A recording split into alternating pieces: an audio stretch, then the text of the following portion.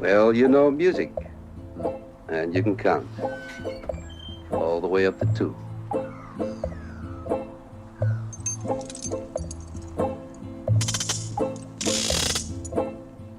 All the way up to 6 if I had to.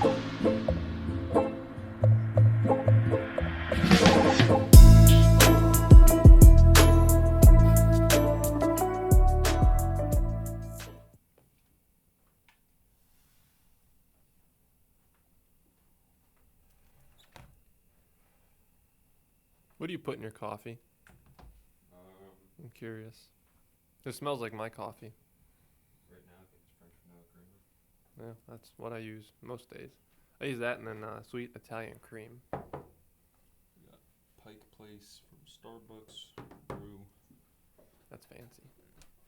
Bougie even.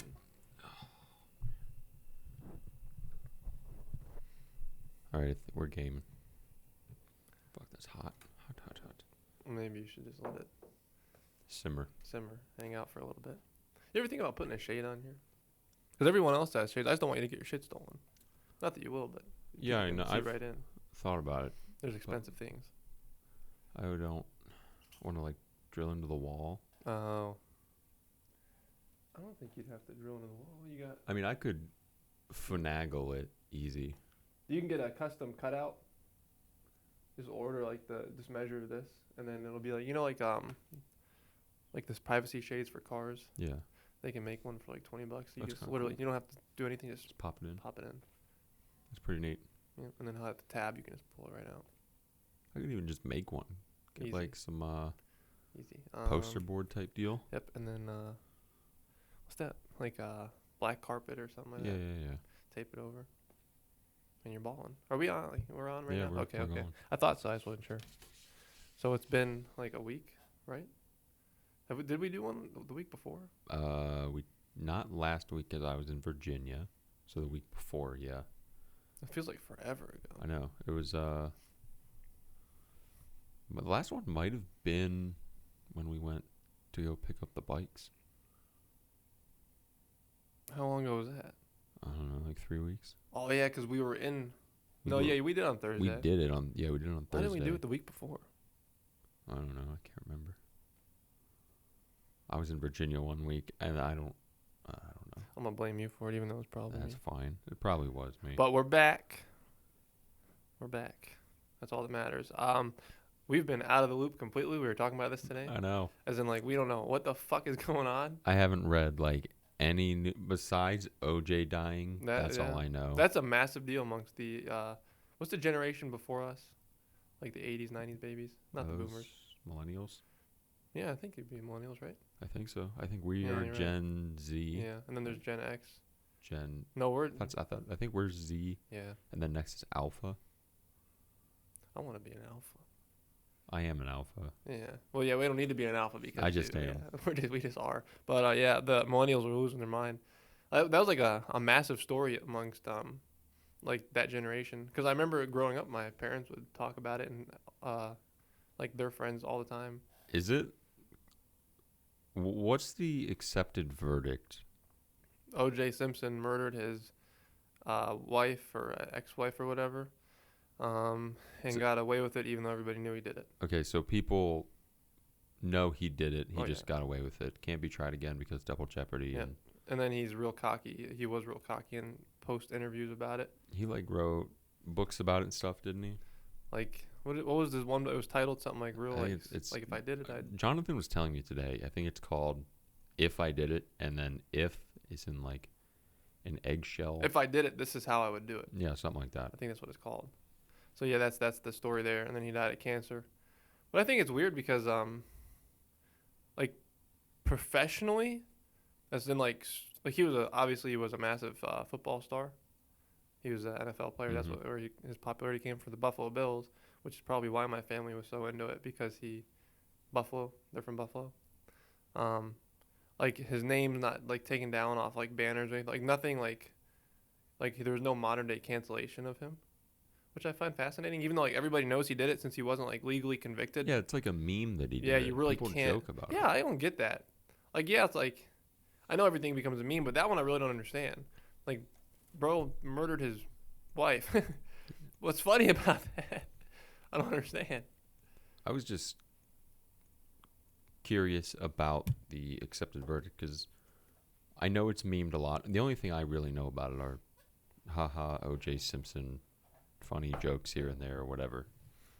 I was unaware, like, well, I knew it was serious and a lot of people cared about it, but I didn't know if people assumed he was guilty and they were just like, yeah, he's guilty, but just got away with it. Mm-hmm. Or if it was, no, he's good. But there are he beat people the that trial. defend, like my uncle. He loves O.J. Simpson. And, his version and some other people's as well. I think that would be the minority. Or just make sure your mic is facing the right way. It was almost If facing you the got right it way. like 90 degrees. So I just spin it in here. Yeah, you can just spin it. I don't want It's not spinning, Anthony. We ain't spinning. It's in there pretty good. There we go. Or you gotta finagle. Pinch the things. No, there's two little things. I want to spin it. There you go. All right, I think you're golden. Yeah, that's good. The minority is the fuck is it? Oh, that he hired a white guy to do it. That's currently in prison. But the white guy wasn't convicted of that. He went to prison for something else. But the dude said he did it, so everybody believes him. Did he? Well, not everybody believes him, but Why would he say he did it? That's Attention. weird. he's already in prison. I You know what I mean? Like, I guess if you're already in prison, it's like why I'm the bored. fuck I'm not in my room. What can I do to like garner some attention? Oh, I know. kill some time. I don't know. I killed this guy's wife. Everybody, like, I did that. Where's my attention? And he got interviews for it and everything. So You know, bookie good on- money. Good on him. But yeah, besides that, the fuck else happened? Today I was just reading. Iran and Israel are heating up.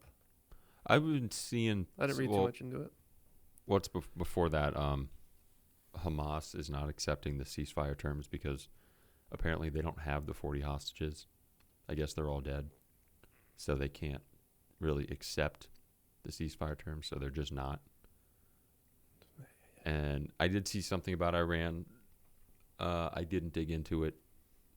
Did I you? read a little bit, not a lot. I just literally was reading it 5 minutes before I came here. I saw it on Twitter. Basically, that's my crock. I'm not farting. I just play with the. You got those cringe crocs. Yeah, no, they're not cringe. They're fucking sport mode right now. Iran is threatening to bomb Israel in the next 24 hours. And they are threatening the United States that if we get involved, they'll more or less it'll be a war between us again. So, and then Biden is saying, no, you're not. You can't do that or we'll get involved. And now it's like the World War III thing is trending again. And Oh boy. yeah, people are getting up in arms. Where do you stand on like the Iran-Israel thing? Because I got my own opinion about it, I think. In terms of Iran attacking Israel, Like, where do you stand with our involvement in that one? Because a lot of people will say, like, we can't let it happen in a way. okay. I was just reading some stuff on this today.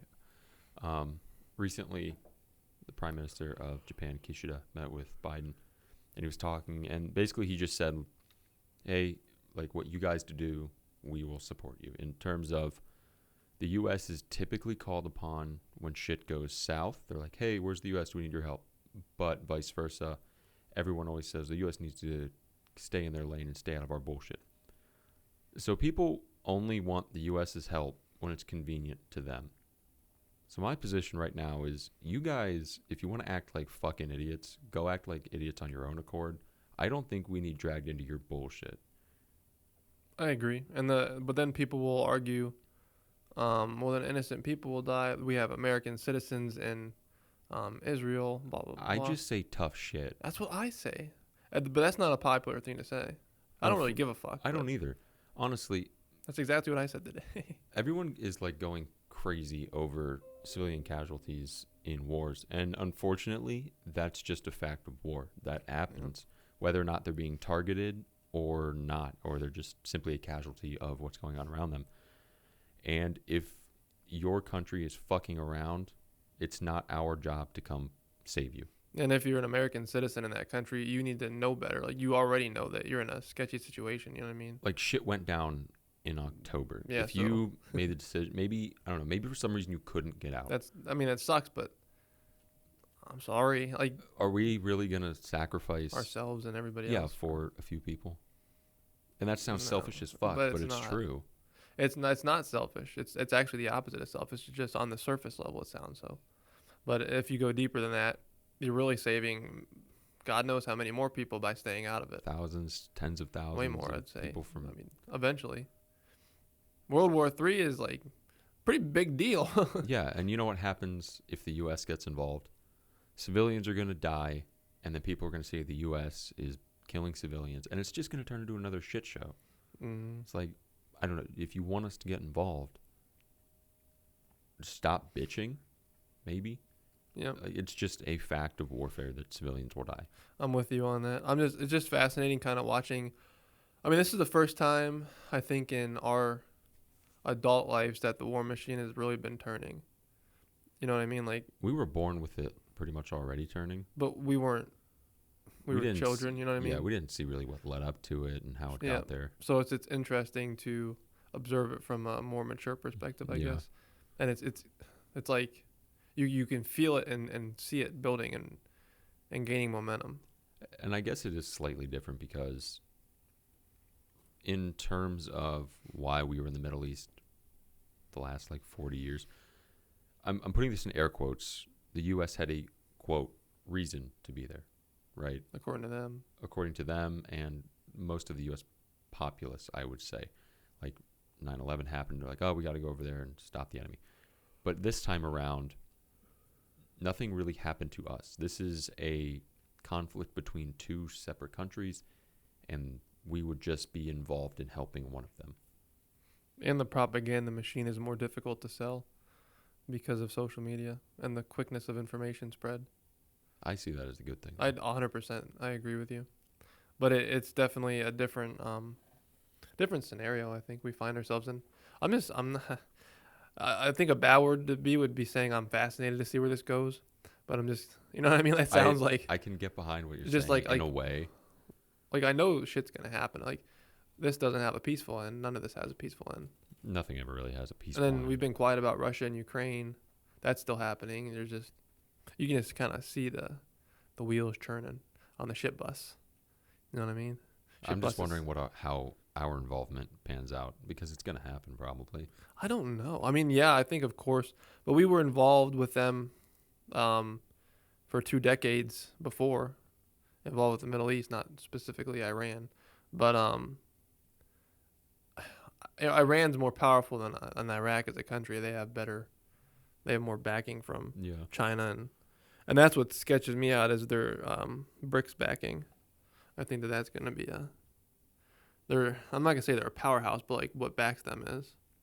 And that's not good for our economy. Well, Russia's already in a war. Right, but so they're not going to aid them, no. But they'll support them if it becomes a grand scale war. That's like, how do they support them though without aid? Yeah. They have to keep their own troops fed, and which they can't do. Well, I mean they're not doing great, but they're doing better than Ukraine. I wonder how depleted Russia is too. Because if you look at like videos like Tucker Carlson went to Russia and filmed videos, and shit looks better than it does here. I think we did talk about this. I brought up Pyongyang as an example of he was just in the capital of Moscow. But like the grocery store prices. Well, of course, like they make less than we do though. On top of it, people weren't taking that into account. Yeah, I guess that's also true. But I don't know. I think there's a lot of bullshit floating around, so the truth is extremely hard to come by. And if even the truth might not even be out there. Like Russia could just not say, "Hey, things aren't going great." They better not. They better not say that. Yeah, that would not be good for them. That would them. be the last thing they'd. Yeah, that's true. But the fact that Ukraine has held on this long means things aren't going as well great. I would say Russia definitely has a lot of manpower that they still can use. Why haven't they? Out of I curiosity. heard right now they have a larger army assembled than when they invaded. So I think they're preparing for another offensive, So you think they're still at it, but they're regrouping a little bit? probably. And the Yeah. summertime is a better time to do an offensive since winters are so harsh over there. Man, I wonder how that's gonna end.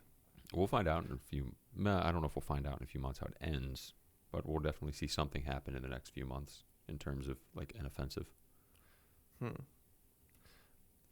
If you're Ukraine, I'm not saying this is a good idea, but I'm playing devil's advocate. Why don't you just let Russia have the territory? I guess it's like okay.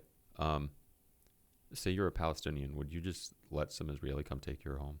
Just move all your shit out and just No, take your home. but what's the reality? I'm just thinking like, what's the reality of Russia taking over Ukraine?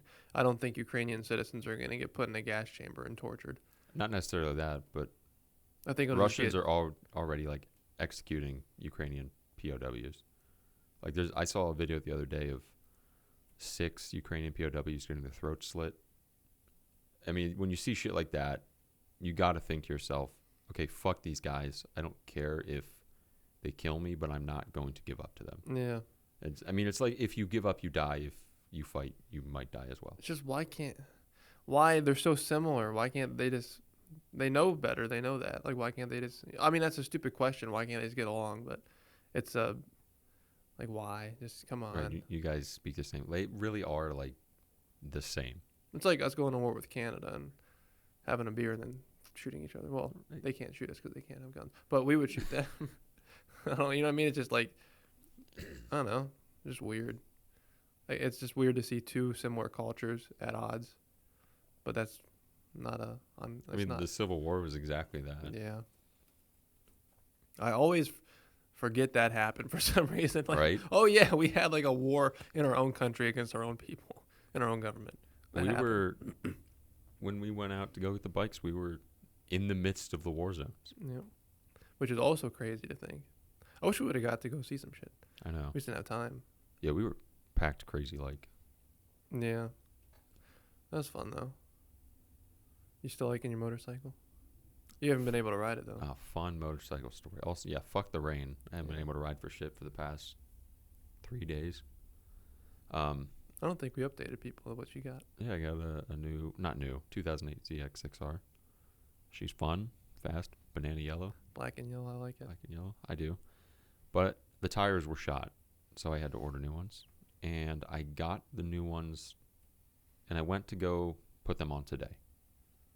So this is a lesson if you own a motorcycle, specifically a sport bike, I would say. To jack up a sport bike, you need 2 stands, one on the front and one on the back. Don't cheap on the fucking stands. Uh-oh. Do not.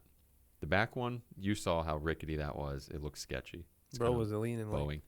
That wasn't the one I was really worried about. The one I was really worried about was the front one. So there's 2 ways you can jack up a sport bike, I'm sure you know. Through the the rear spools, No, on the front. the axle thingamajigger. Yeah, that's like I can't the think of the parts name. where the axle goes through. There's one on each end, and there are on the stand these little arms that come out that kind of cradle it. Like this. Yeah, fuck those. Those are sketchy as shit. They are fucking horrible. Did they move on you? Dude, I got the rear tire off fine. Wasn't really a big issue. Were you with Mitchell? No, it was me Good. and Jonathan came by. But I got the rear one off by myself, and Jonathan helped with the front one. But what's a pain in the ass about the front axle of this fucking bike, and I think it's most bikes in general, the axle is a hex bolt. So A you big need hex bolt? a huge hex bolt. So you need a 22 millimeter Allen key for this shit. So that's like. Yeah, it's fucking big. And nobody has a 22 millimeter Allen key. Really? So what I had to do is get a spark plug bolt, inverse it. It was a 13 by 16. Put it in, and then what you're supposed to do is get the long end of a ratchet, put it in backwards, and then you can crank it.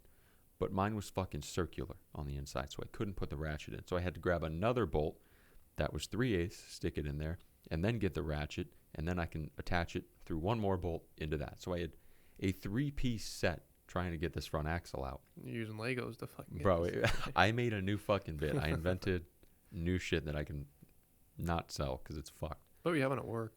It did work. I mean, like, I bet we have a 22 at work. I I guarantee would it. probably do. I think I have one in the tool chest and bearing adapter. That would for be real. awesome. I'm serious. But as I'm trying to get the front axle out, the little things cradling the front of the bike spin, and the bike almost drops to the ground. Jonathan is holding it. He's like, oh, fuck, dude. So I have to hurry up and recradle this thing. And holy fuck, I get the front tire off, and it is still cradling this because I have no other way to hold this bike up. And we were gone for like 2 hours while this bike is just sitting there. No, that's so sketchy. I get the new tires, and I'm trying to put in the front one. Alex is on one end of the bike. Jonathan's on the other. I'm trying to get the wheel in place. The fucking spacers are falling out. I'm trying to line up the axle, put it in. Well, meanwhile, these things are still shifting, and the bike is dropping. It was horrendously stressful. You should get one of those center stands. I am 100% getting one of those center stands. Did you? So the cradles were. You said they were like rotating on you. Yeah. So They were they tight? They might not have been tight because you're supposed to tighten. Are you?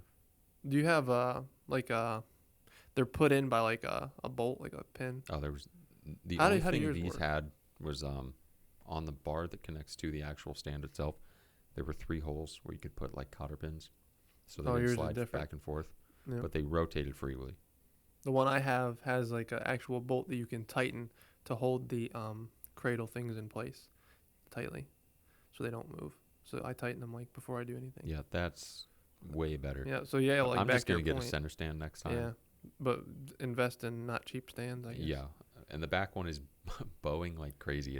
That one scares me. It is tilted sideways. That wasn't even the one I was worried about. It was the front the whole time. Get PSR stands. They're not expensive. PSR. They're on PSR. Amazon. They're quality built. They're like $50. I just Each. need better ones. I don't want to drop my bike. Center stand though. How do you center stand Super Sport with the fairings on the bottom?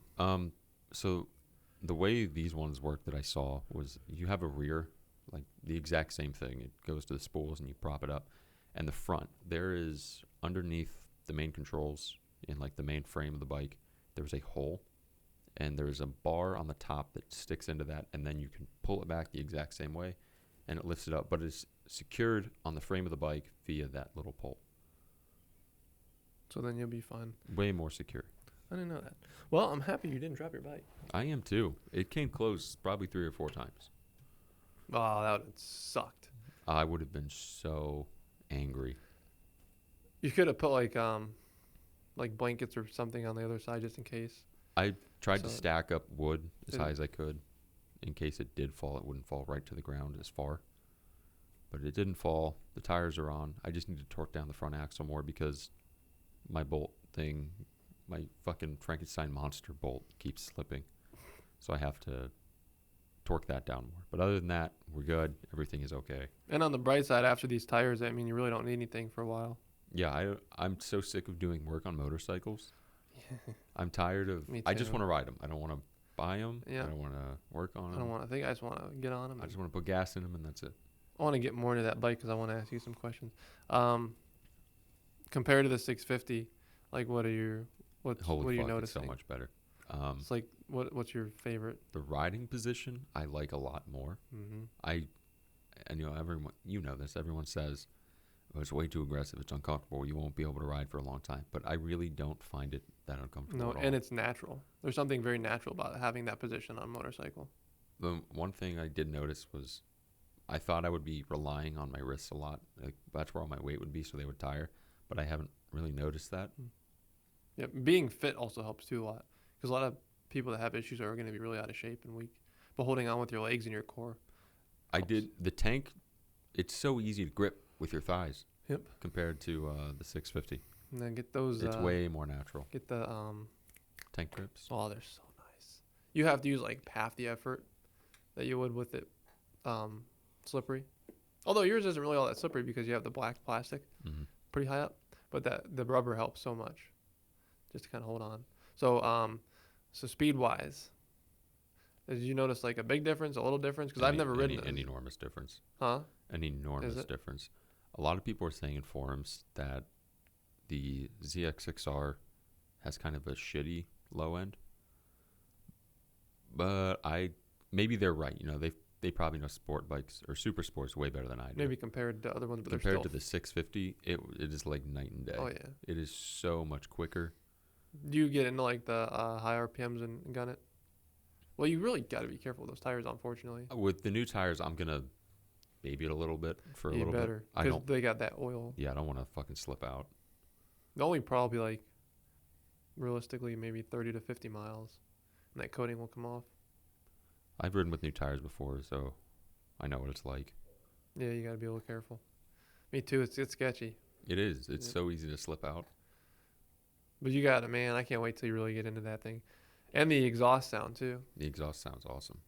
So I like hearing this because it makes me feel good. 650 to ZX6R. Do you know what I'm saying now? Yeah. Do you understand? Yes, I do get So it. I'm just so happy that you.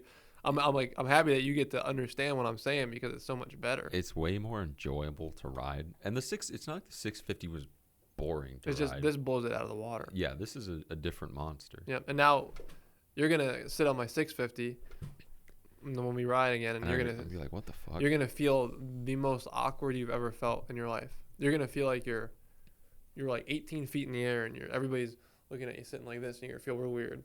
It's so odd. Even just looking at the side profile of the bike, this is a weird analogy, but it looks very rectangular.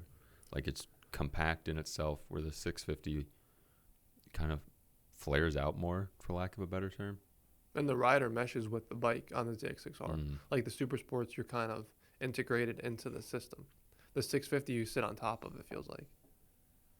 I just love motorcycles. Yeah, when we go out and ride, I'll let you ride it.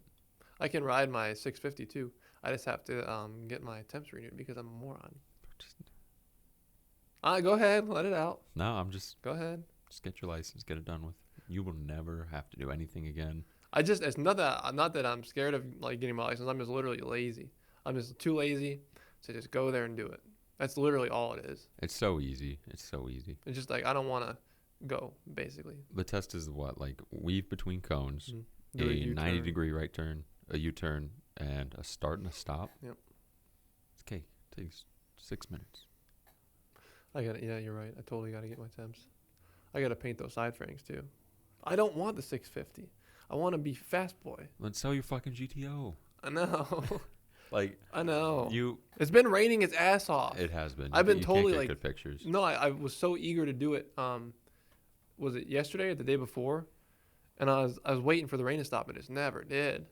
I was planning on go taking pictures of it, and it just never stopped. Tomorrow's gonna be nice. Sol- Sunday will be yeah. nice. I think the only day it's supposed to rain next week is Wednesday.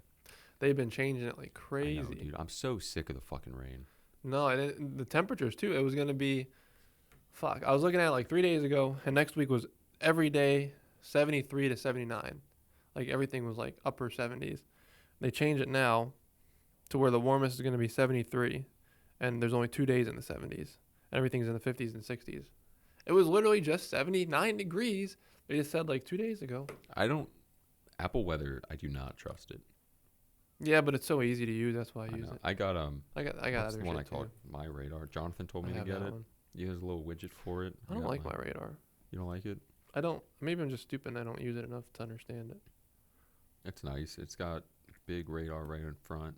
Swipe down a little bit and then shows like hour by hour. You can go down even further and look at throughout the week, temperature versus precipitation percentage. I like the Weather Channel app. That I feel like that's a quality. So you get, Quality like, app. you get radars, you get daily, you get hourly, Yeah, that's probably you great. get ads. Temu. T-movies, yeah. Fuck ads. So yeah, I don't even know what to fucking talk about. I don't know what the fuck's. We've just been out of it. We've been so busy with shit. I know I've been really like busy and chaotic, so I haven't been paying attention. What do you want to get into? Anything specific? Let's think here. I don't know. How I've those, been how on those Bears doing? How's the Chicago Cubs doing good? What are you gonna say? Oh, I've been this week was bad with naps. Real bad with Was naps. it? Yeah. So my routine is I like kind of talking like about naps. I hate I like talking napping. about it. I hate it, but I love it at the same Yeah. time. I'll get home from work and then I'll go to the gym, shower, and I'll make food, sit at my desk, and I'll watch some YouTube videos until like 6 o'clock. But from 5 to 6, I've been falling asleep at my desk and then waking up at like 7:30. How do you fall asleep at your desk? You just Bro, like put your head down? No, I'm sitting upright. And I sleep and I wake up. I look at the clock. I'm like, what the fuck, dude? It is 7:30. Mm-hmm. And I'm in my chair. This is probably just a me thing, but if I do that, I get anxiety upon waking up. Oh, yeah. Why? Because I just wasted I know, but like even 2 if hours. but it's just, it seems like what was I gonna do with my 2 hours? I guess is what I'm saying. Besides, like, I don't know. You know what I mean? Like, well, I'm not gonna go run a marathon, but like I can't like No, but I'll like, chill okay, out. I'm going to code for a little bit because there's a project I'm working on. I'm going to work on that. And then I got to do some script for a YouTube video, upload a podcast. So you got a lot. And of I'm shit like, going oh, on. fuck, dude. It's 7:30 already. Well, you try taking a nap earlier and set an alarm. Like take a nap with purpose. Don't just let yourself fall Oh, I asleep. can't even do that. It's when I wake up to that alarm, I look at the clock. I'm like, yeah, we're going to do another 30 minutes here. Yeah, it's bad. It sucks. I took my first nap of the week today, but it was a long one because I hadn't been sleeping a lot. And I thought I had the flu for the first hour of waking up. You I just felt like sick. garbage. Straight garbage. Why do you feel like crap after waking up from naps? I partially think I know a reason I read, but I don't really know. It was just basically that you're messing up your brain and your sleep rhythm, and everything's out of whack in your body, and your body's just kind of like confused more or less and doesn't know what hormones to release, what signals to send, and you're kind of in like a state of, I don't know, like your brain's thinking like, where am I at? What am I doing? Like, you know what I mean? It's everything's kind of chaotic. It doesn't know what's going on, so your body just kind of shuts down. It needs to get its shit together I because know. that sucks. But we need to get our shit together. Yeah, I need to get It's our that is fault. true. But I have been good about naps, but man, I've been tired this week. And I haven't been taking naps because I've been so busy. I love naps, but I also hate them. Like you. They're a very double-edged sword. Yeah, if I take a 20, 30-minute nap, which is common, like a 20-minute nap is usually what I'll do, I feel fine, really good. Anything over. That's not even bad. That's 20 minutes That's is like, healthy. what the fuck are you going to do with that 20 minutes? Especially with our work schedules. Yeah. I think it's necessary. It's when it moves into the hour ranges Later for in the me where evening. later in the evening where it becomes a problem. Yeah, I would. You get home at like 2:20. Yeah, 2:15, 2:20. You should just purposely take like a 20-minute nap before the gym. No, I got to eat. Yeah. I got to change. You eat before you go to the gym? Yeah. I don't really eat at work very much, which I need to eat more at We work. had like 18 hot dogs. Not today, like I felt every really other crummy day. after eating those. I always feel like I didn't feel too bad. Every time I have food at work that isn't normally what I would eat, I usually feel like shit after it. Not today though. I did. I felt different. I could tell. Like real sluggish. That's because like hot dogs and coney sauce and cookies, it's not gonna make you feel good. Yeah. I've been on my shit lately with like my exercise and my eating.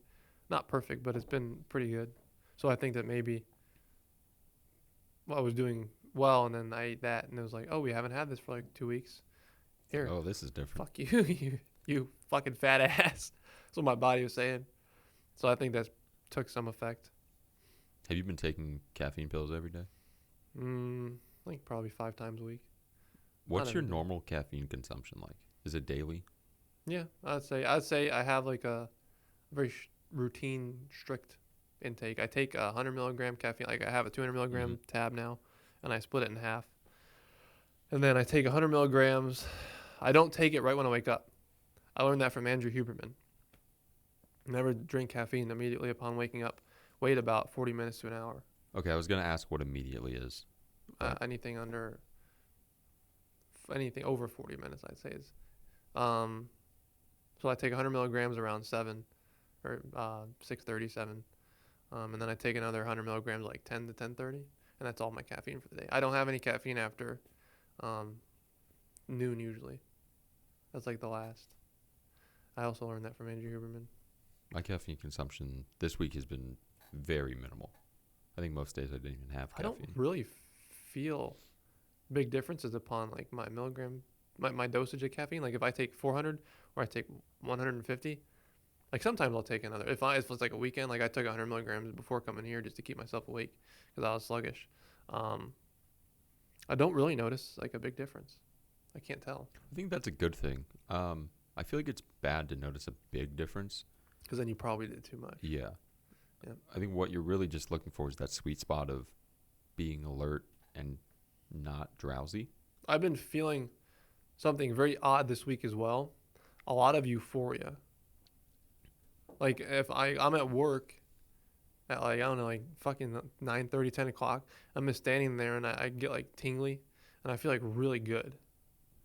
And I don't understand it. Like really like I start giggling. I feel really good. Yeah, today's a good day. I don't know why. Like almost like I'm high. Like I swear to God, I was gonna tell you about it today. It's just been weird. Like every day around the same time, I start to feel like high. I swear to God, that's the only way I can explain it. Have you been taking any different supplements or anything? Oh yeah, I got a fucking list to tell you. But I've really been for like a month now. I've been taking this now 3 weeks, and I really feel good about it. I've eliminated some things that I didn't feel were helping, and then I've added some things, and I really think that I feel better than I ever have, or better than I have since I was probably like 18. What's the stack looking like? You gotta give me a second here. So like my everyday like that I've been doing for a while, vitamin D3 and K2, because I'm vitamin D3 deficient, as are you. I guarantee it. Mitchell, everybody is D3 deficient. So I take between 2 to 4,000 IU of that. The K2 helps it absorb. That's why I take the combination. It's one pill. It's D3 and K2. That's important. That's my number. If I could only take one supplement, I'd have to take that. If I had to eliminate everything, I take zinc, biotin for hair, skin, and nails. And I have noticed a change in like hair texture. Mm-hmm. I get just stronger and everything's growing faster. My nails I bite them and they grow back in like a day. Oh, you bite your nails? I can't stop. That's gross. That's I such a can't fucking nasty stop. habit. That's a gross habit. No, I know it is, but I don't even know I'm doing it. Like I'll say to myself, "You're not fucking biting your nails today. Don't fucking do it." That's like your That's my tick. 100%. I'll sit there. Right, I was on the way here. I did it on the way here, and I don't even know I'm doing You're just it. driving. I'm just driving, and I got my. So fucking nasty, I dude. don't know I'm doing it. I can't help it, and I catch myself though, and I'm just like, I get fresh. I'm like, fuck. I said I wasn't gonna do it. I hate that I can't tell. I don't know. Like I just catch myself. It's just muscle memory for Isn't you that at weird? this point. Fuck, but it feels so good. It's like you doing that. It's the same fucking thing. That feels really good to do. My tick is like that. doing this with my hair. I like to curl my hair like this. I'll take the back and we'll go like this. Yeah, I curl my hair. I wonder why our hair's soothing. I did it. Like I've seen other guys do that where they like My friend curl has their a hair. crazy tick where he's always fucking with his hair. Really. Yeah. That seems like it's pretty common. What was it? Oh yeah, vitamin D3, zinc, biotin.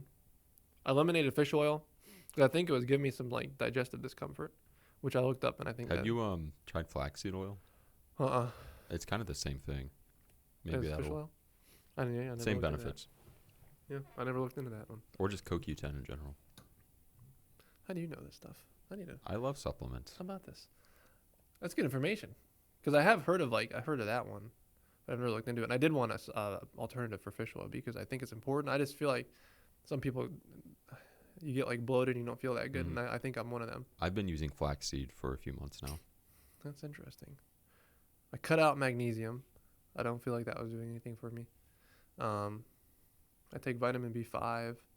I take a lot of I've noticed I take a lot of like digestive things to help with like digestion and nutrient absorption, and I feel like this really helped. Vitamin B5, probiotic, digestive enzymes, yogurt. I've been eating fermented foods a lot. I love yogurt. Oh, I fucking love it. I eat minimum 3 a day. I'm a fat ass. It's good for protein. It is. It's 5 grams, 6 grams per. And I don't have I have Yoplait. It's not the healthiest, but it is. It's a good little protein kick, and then it's got live cultures in it. What else? B5, pantothenic acid. That's what that is.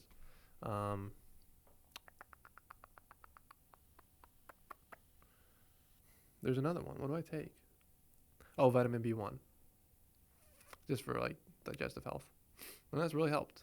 Like, I feel really good. Or for like, it's not like a fluke. It's not like it's been like a week. For about, I'd say 2 or 3 weeks now, I wake up, I feel good. I don't feel lethargic unless I eat like Do you shit. take them in the morning? I take a probiotic in the morning, and then I take everything else when I go home and I eat my first big meal of the day. I eat them with a meal, and I don't have any like discomfort from it. But yeah, that's the stack. So B3, biotin, zinc, B1, B5, probiotic, and I'm happy with that. Steroids, testosterone, Deca, test, Tren. Anavar, Anadrol. You know, just like the basics. Yeah, just simple little stack. Ligandrol, ceramorelin, growth hormone, insulin. But anyways, what's yours? I got flaxseed oil. I added biotin back in. I was on it for a while, and then I just kind of forgot about it. I like biotin. I added biotin back. Or magnesium. Which and form of magnesium do you know? I don't know. Oxide. I'll have to check. I was taking a B12 complex supplement. So was I. I cut it out. I cut it out as well because I felt like I was getting too much B12 complex. I was pissing like neon yellow. Yeah, me too. So I was like, okay, this is not. And I was looking. I actually looked on the back of a Monster can, and B12 in a Monster is like, one Monster is 400% of your daily value. I'm like, if I'm drinking one of these and taking a B12 complex, I'm getting way too much B12. Yep. So just 3 right now. But you did mention I want to add in probably vitamin D. I really would suggest, and I think you're gonna, when you get your blood results back, you're gonna be low. I would venture to guess you're gonna be below 30 or 40, and you should be around. You want to be around 50 to 70. It's super important. Yeah, I need to go pick up some vitamin D. Make sure it's with K2. Better absorption. Because vitamin D3 can sometimes have a hard time absorbing naturally, so the K2 just kind of helps it. How do I explain that? It helps it break it down better in your system. But I think that's not. Yeah, you're pretty simple on it, which is good. I think that I don't want to feel like I'm overcomplicating myself either, which I feel like I'm pushing that limit already. I'm subscribed to the biohacking subreddit, and some people have insane stacks, like double-digit supplements. And I feel like that can't be healthy. It's probably not. Because even if you have like 1 or 2 things in there that are bad, like that's not good. Like you could be doing damage and not realize it. Yeah. But they're called supplements for a reason. They supplement. Yeah, versus what you don't get from natural foods. Yeah, they're not going to replace. But I don't know. I want to add a couple other things in there. What was it? The fuck was I going to add in there? I can't. It was like CDP, choline or something weird like that. I had this It was a weird one at It was home. nootropic. I'm currently not taking it. I can't remember what the fuck it's called. I'll send you a picture of it when I get home. I love supplements. I do too. I think they're so interesting. I didn't know you were like. I knew you like supplements, but I didn't know you were like into. Yeah, every Learning day about after work, before I go to the gym, I'll take them. Take my little stack. What's the one you got at home? What? You were talking about the one you have at home. I'll have to send you a picture of it. I can't. It's kind of a long name. What is it supposed to do? It was for protein synthesis, kind of. So like it helps protein Yeah. break down. Oh, I wonder what that is. Also, We take creatine too. Well, I don't take creatine. I used to have a lot of creatine. Every day I would take creatine. It's good for your cognitive function. I really liked creatine. Yeah. I just had to. When you're on creatine, you have to make sure to drink a lot of water. Yeah, and I feel like it. This might be a bit of a controversial take on it. I feel like it bloats your. I don't want to use bloat. It muddies your physique a little bit. It does. It absorbs water like crazy, so and you so look you full, but you don't look toned, vascular well, or anything. or vascular. Yeah. So when I just cut it out because I just was too lazy. I take the powder, and it has a little bit of a flavor to it, and I don't like it, even though it's unflavored. It's like almost like a salty I would always buy flavored creatine and That's mix probably it a in good with idea. my pre-workout when But I then would take them. Then you're taking like artificial sweeteners. I've been on like a fucking kick. I don't want to overdo it though, and I have done that in the past where that's what ends up ruining it for me. It's so easy to do. If you just walk into the vitamin section of any store. There's so many to choose from. Yeah. And then it's like fitness in general. Yeah. Once you overcomplicate it, your brain is like, okay, It makes it not. not fun. Yeah. It becomes like a job to do. But no, I feel like I'm in a healthy place. I'm not ego lifting either, which is good. Like I don't feel the need to at all. I kind of did yesterday. What did you little do bit. for ego lift? So I was doing shoulders, and I wanted to change up my front delt workout. And I was seeing a lot of people say you don't even need to fucking train front delts because they get so much attention from chest days and Bench press and stuff. yeah, Dips. from every other thing. Dips are So I replaced front delts with another shoulder press because I originally did Arnold press to start, and then I went on a machine with shoulder press. good. And Is Arnold press when you? yeah, you go up, down, and you like fold your Yep. arms inward. I fucking love the Arnold press. I do it free weight. Oh, you have to, but so I went to the shoulder press machine. I just loaded on one plate and a 25 on each side. I'm like, okay, that was fucking cake. Then I went up to 2 plates. I'm like, that was pretty easy.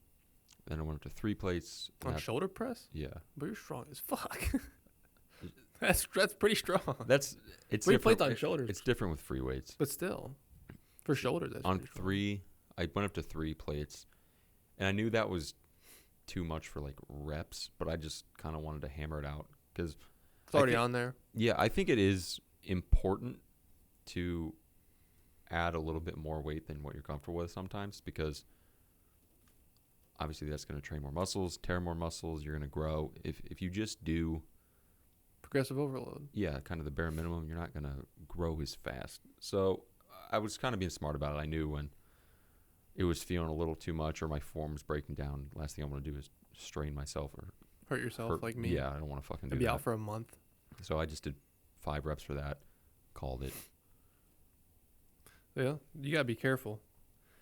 Cause like when I did, I don't know. I think I was going too heavy for what my body was used to, and I pulled my chest muscle and I literally could not work out for a month. I couldn't even do a leg workout because just grabbing dumbbells and squatting, Mm. it felt like it was tearing. It was horrible. I feel way better now. That's yeah. You were complaining of it when we were in. Oh, I couldn't do PA. anything. I couldn't even. Like, I had to close my machine door at work with this arm. That sucks. Oh, it sucked so bad. But the fuck was I gonna say? Oh, I had to get into something real good too. I hate when I do that. Whatever. I'll think about it later. Shoulders, I think are such an important muscle group to work out though, because it makes you look so. It That's what fills build- out yeah. so much space. Yeah. Oh, I was gonna say something that I think has helped me with my fatigue in general, with exercise. You ever do like a really hard workout and the next day you kind of feel a little like not sick, but like everything's kind of like sore, like flu-like. Oh, It's yeah. not like a sore as in like your muscles are just sore. Like you just kind of feel like Mm-hmm. you're frying your central nervous system. And I never realized that. I mean, you're overtaxing your central nervous system. So I'm being more mindful of that for me. Like, so you fry it by going to failure too often. Although it's important to go to failure, you don't want to overdo it. You easily will fry your nervous system and you'll feel like shit. And it can take from like 2 days to like a week to recover that. What do you do in terms of sets and rep ranges? So for like per muscle group per week, or like what's like a typical workout? Like for me,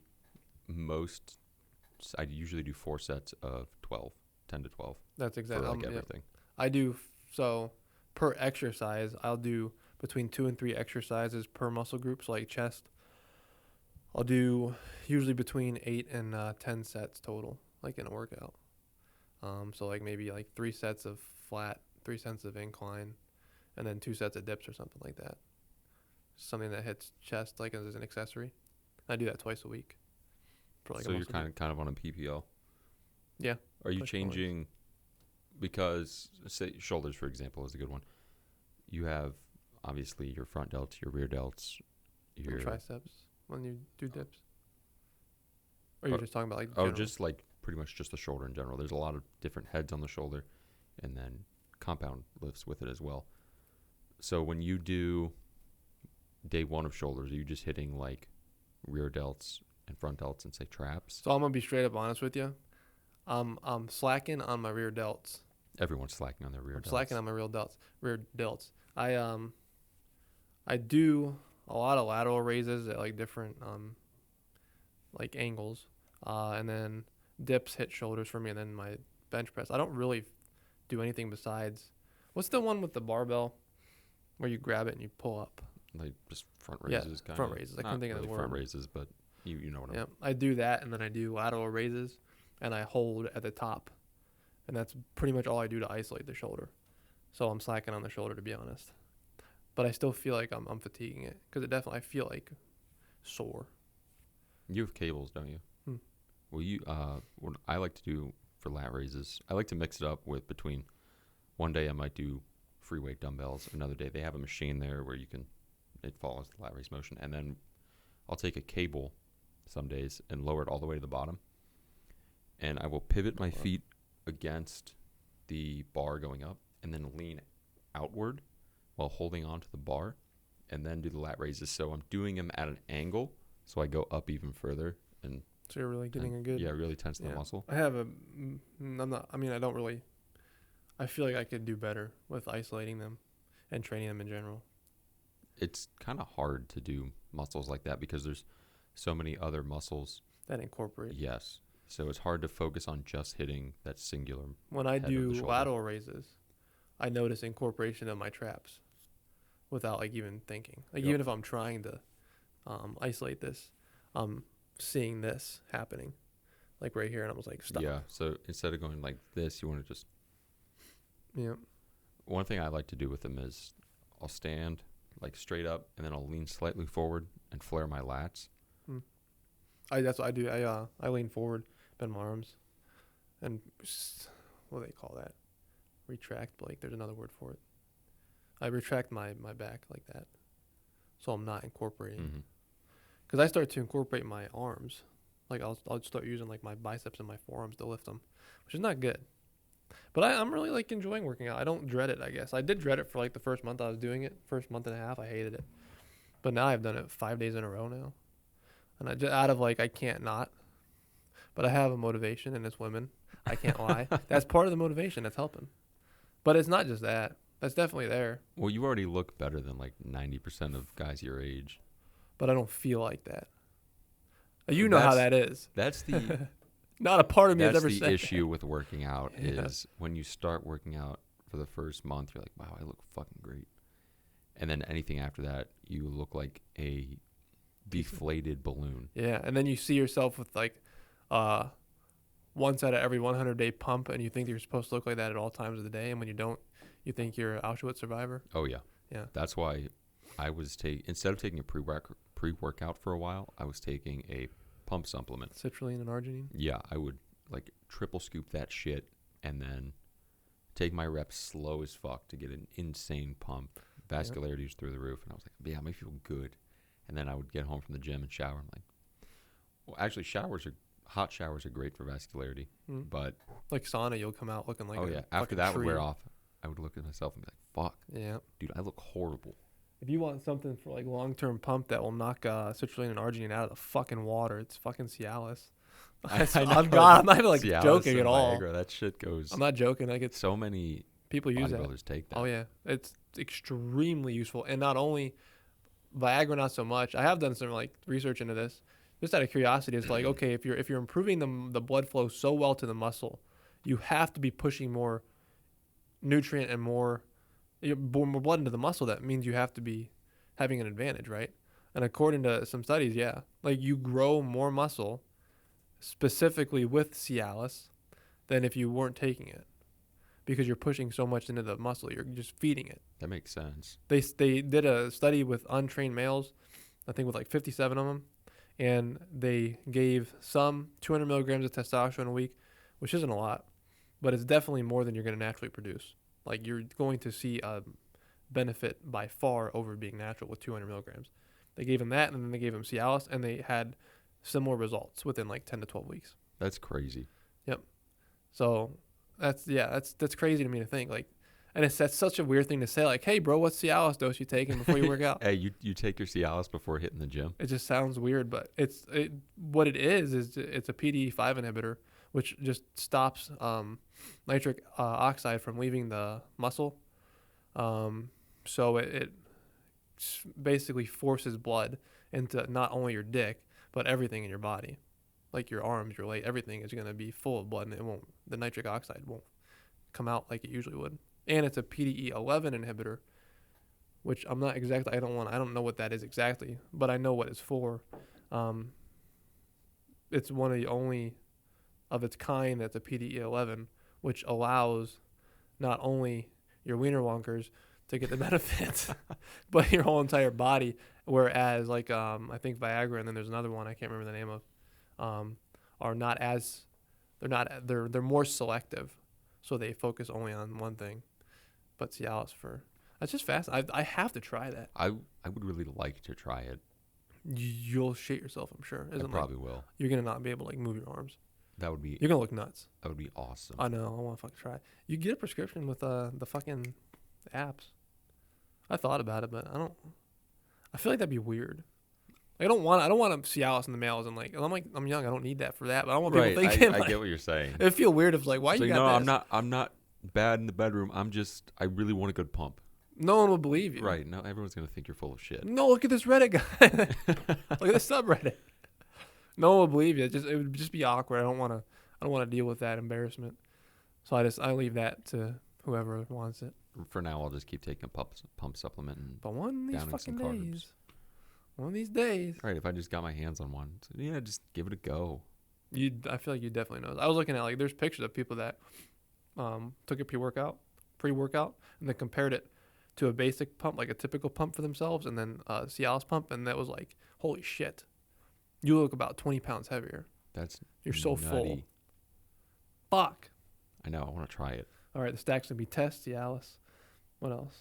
Anavar. 400 milligrams a test, 12 weeks, Cialis. Daily, I honest to pre-workout. God, like I'm not even like joking. Like maybe you should incorporate that into your test cycle.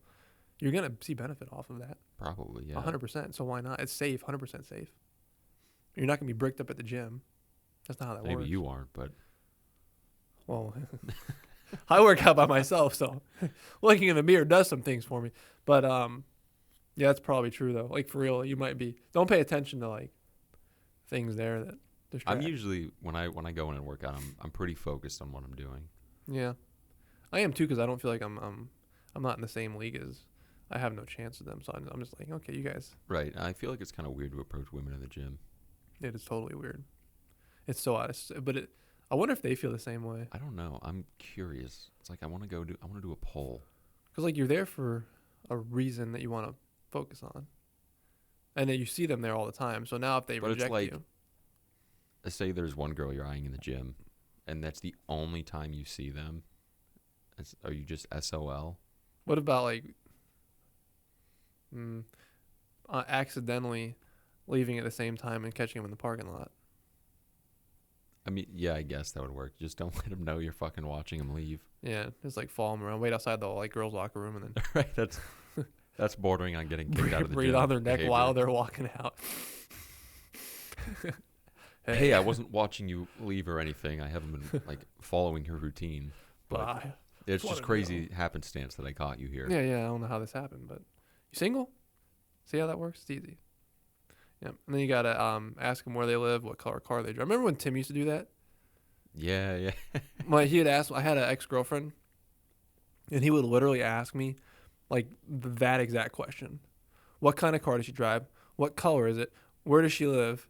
Like what did he say? He started asking like about like specifics of like where she lived too, and I was like, Tim, why do you want to know this? Like he's totally innocent. He doesn't mean anything by this. I think it's all innocent. But it at the just comes time, it's off like as I was like, what you planning a little here? sussy. What you planning? But yeah, I hope that I stay consistent with working out, because I feel really good. I'm like everything feels great. Like I'm getting stronger, leaner. I'm definitely getting leaner. I guess that feels good to see like veins you never. I think that's more important to me. Oh, another trick I learned for myself personally. I was doing something so wrong with my working out that I think ruined it for me in the first place. I was so focused on bulking and gaining weight that I started to feel like fucking shit because I was feeding myself garbage just to get calories in. Yeah, you dirty bulk. And I was gaining so much fat, not relative to my muscle. So I wasn't looking in the mirror and seeing like, wow, this looks really good today. Like maybe I was getting stronger, but the fat to muscle ratio was equal, if not more fat than muscle. So I'm seeing myself getting fatter in the mirror, and that's demotivating. Yeah, that's extremely demotivating. I eat maintenance now. I work out hard, and I see progress physically, not on the scale. I'm staying the same. I'm staying at 190. Seeing new veins is such an awesome thing. 100%. This fucking shoulder vein was coming out. I've never seen that before. Yours is going like upright. Mine go like horizontal, this. sideways. Fuck you. I wish they were like, what's his name? Stephen Cow. You know that Asian bodybuilder? Go do that work. Say hi, Burn. This dude has like the most aesthetic shoulder veins I've ever seen in my life, and I'm jealous. What's his name? They call him Mr. Bubbles. Why do they call him Mr. Bubbles?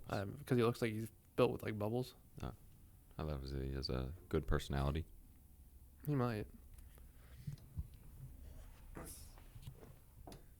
Let me get a good representation of Mr. Cow. But in my opinion, this would be like the perfect, like vascular. See how symmetrical they are Yeah, it's like, for a shoulder vein. yeah, they're like identically going down the shoulders. It perfectly. looks really like aesthetic. Fuck. My shoulder veins aren't like that big by any stretch. No, but not even close. But just seeing them is good. And like what do they call like the V-taper veins? Like where your V-taper's at? oh yeah, when I was cutting, I had like quite a few of them. I'm like, That looks so cool. Yeah, Damn. like, man. It just feels like it makes you feel good my friend called them the fuckboy veins. because bitches love them. That's That's fine with me. why. But I mean, I don't have any right now because I'm kind of chubby. But When I do abs, I see a couple, but when I'm not, like if I'm just like sitting, I don't. I see more like, I have these quad veins that it starts with one and then breaks off kind of into a Y. I've never seen. I a have that on fucking vein in both, the and legs. then I can see more like smaller capillaries kind of forming, which is super cool. Yeah, that's very motivating to see. I've never seen like a vein in my quads or. I gotta lean those out. I carry fat. Wear short shorts. I do. I wear like 5-inch inseams when I do legs. I don't ever see any veins. Just keep hitting them. I see veins like my calves. Fuck. I carry a lot of body fat in like my legs and my butt, relative to like my upper body. Bro, that's probably the best place to carry body fat.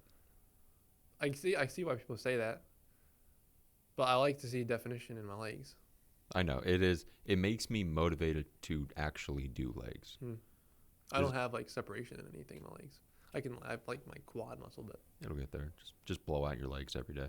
Not every day, but with your workouts, just blow them I out. hate working out legs. I don't hate it, but I do.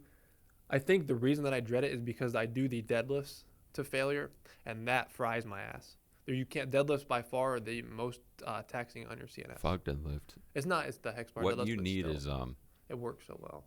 I mean, yeah, I don't think you'll get one of these machines because they're big and probably expensive. Expensive, Like a plate loaded leg press. I would love to have one. Boy, I I've love looked into it, just loading that thing up and just destroying my legs. but I cannot afford it. Yeah, gym equipment is so fucking Yep, expensive. especially that one and the amount of weights that you would need to Mhm. achieve a sufficient workout. You're looking at like minimum like $3,000. for Like everything. working sets for me are 12 plates.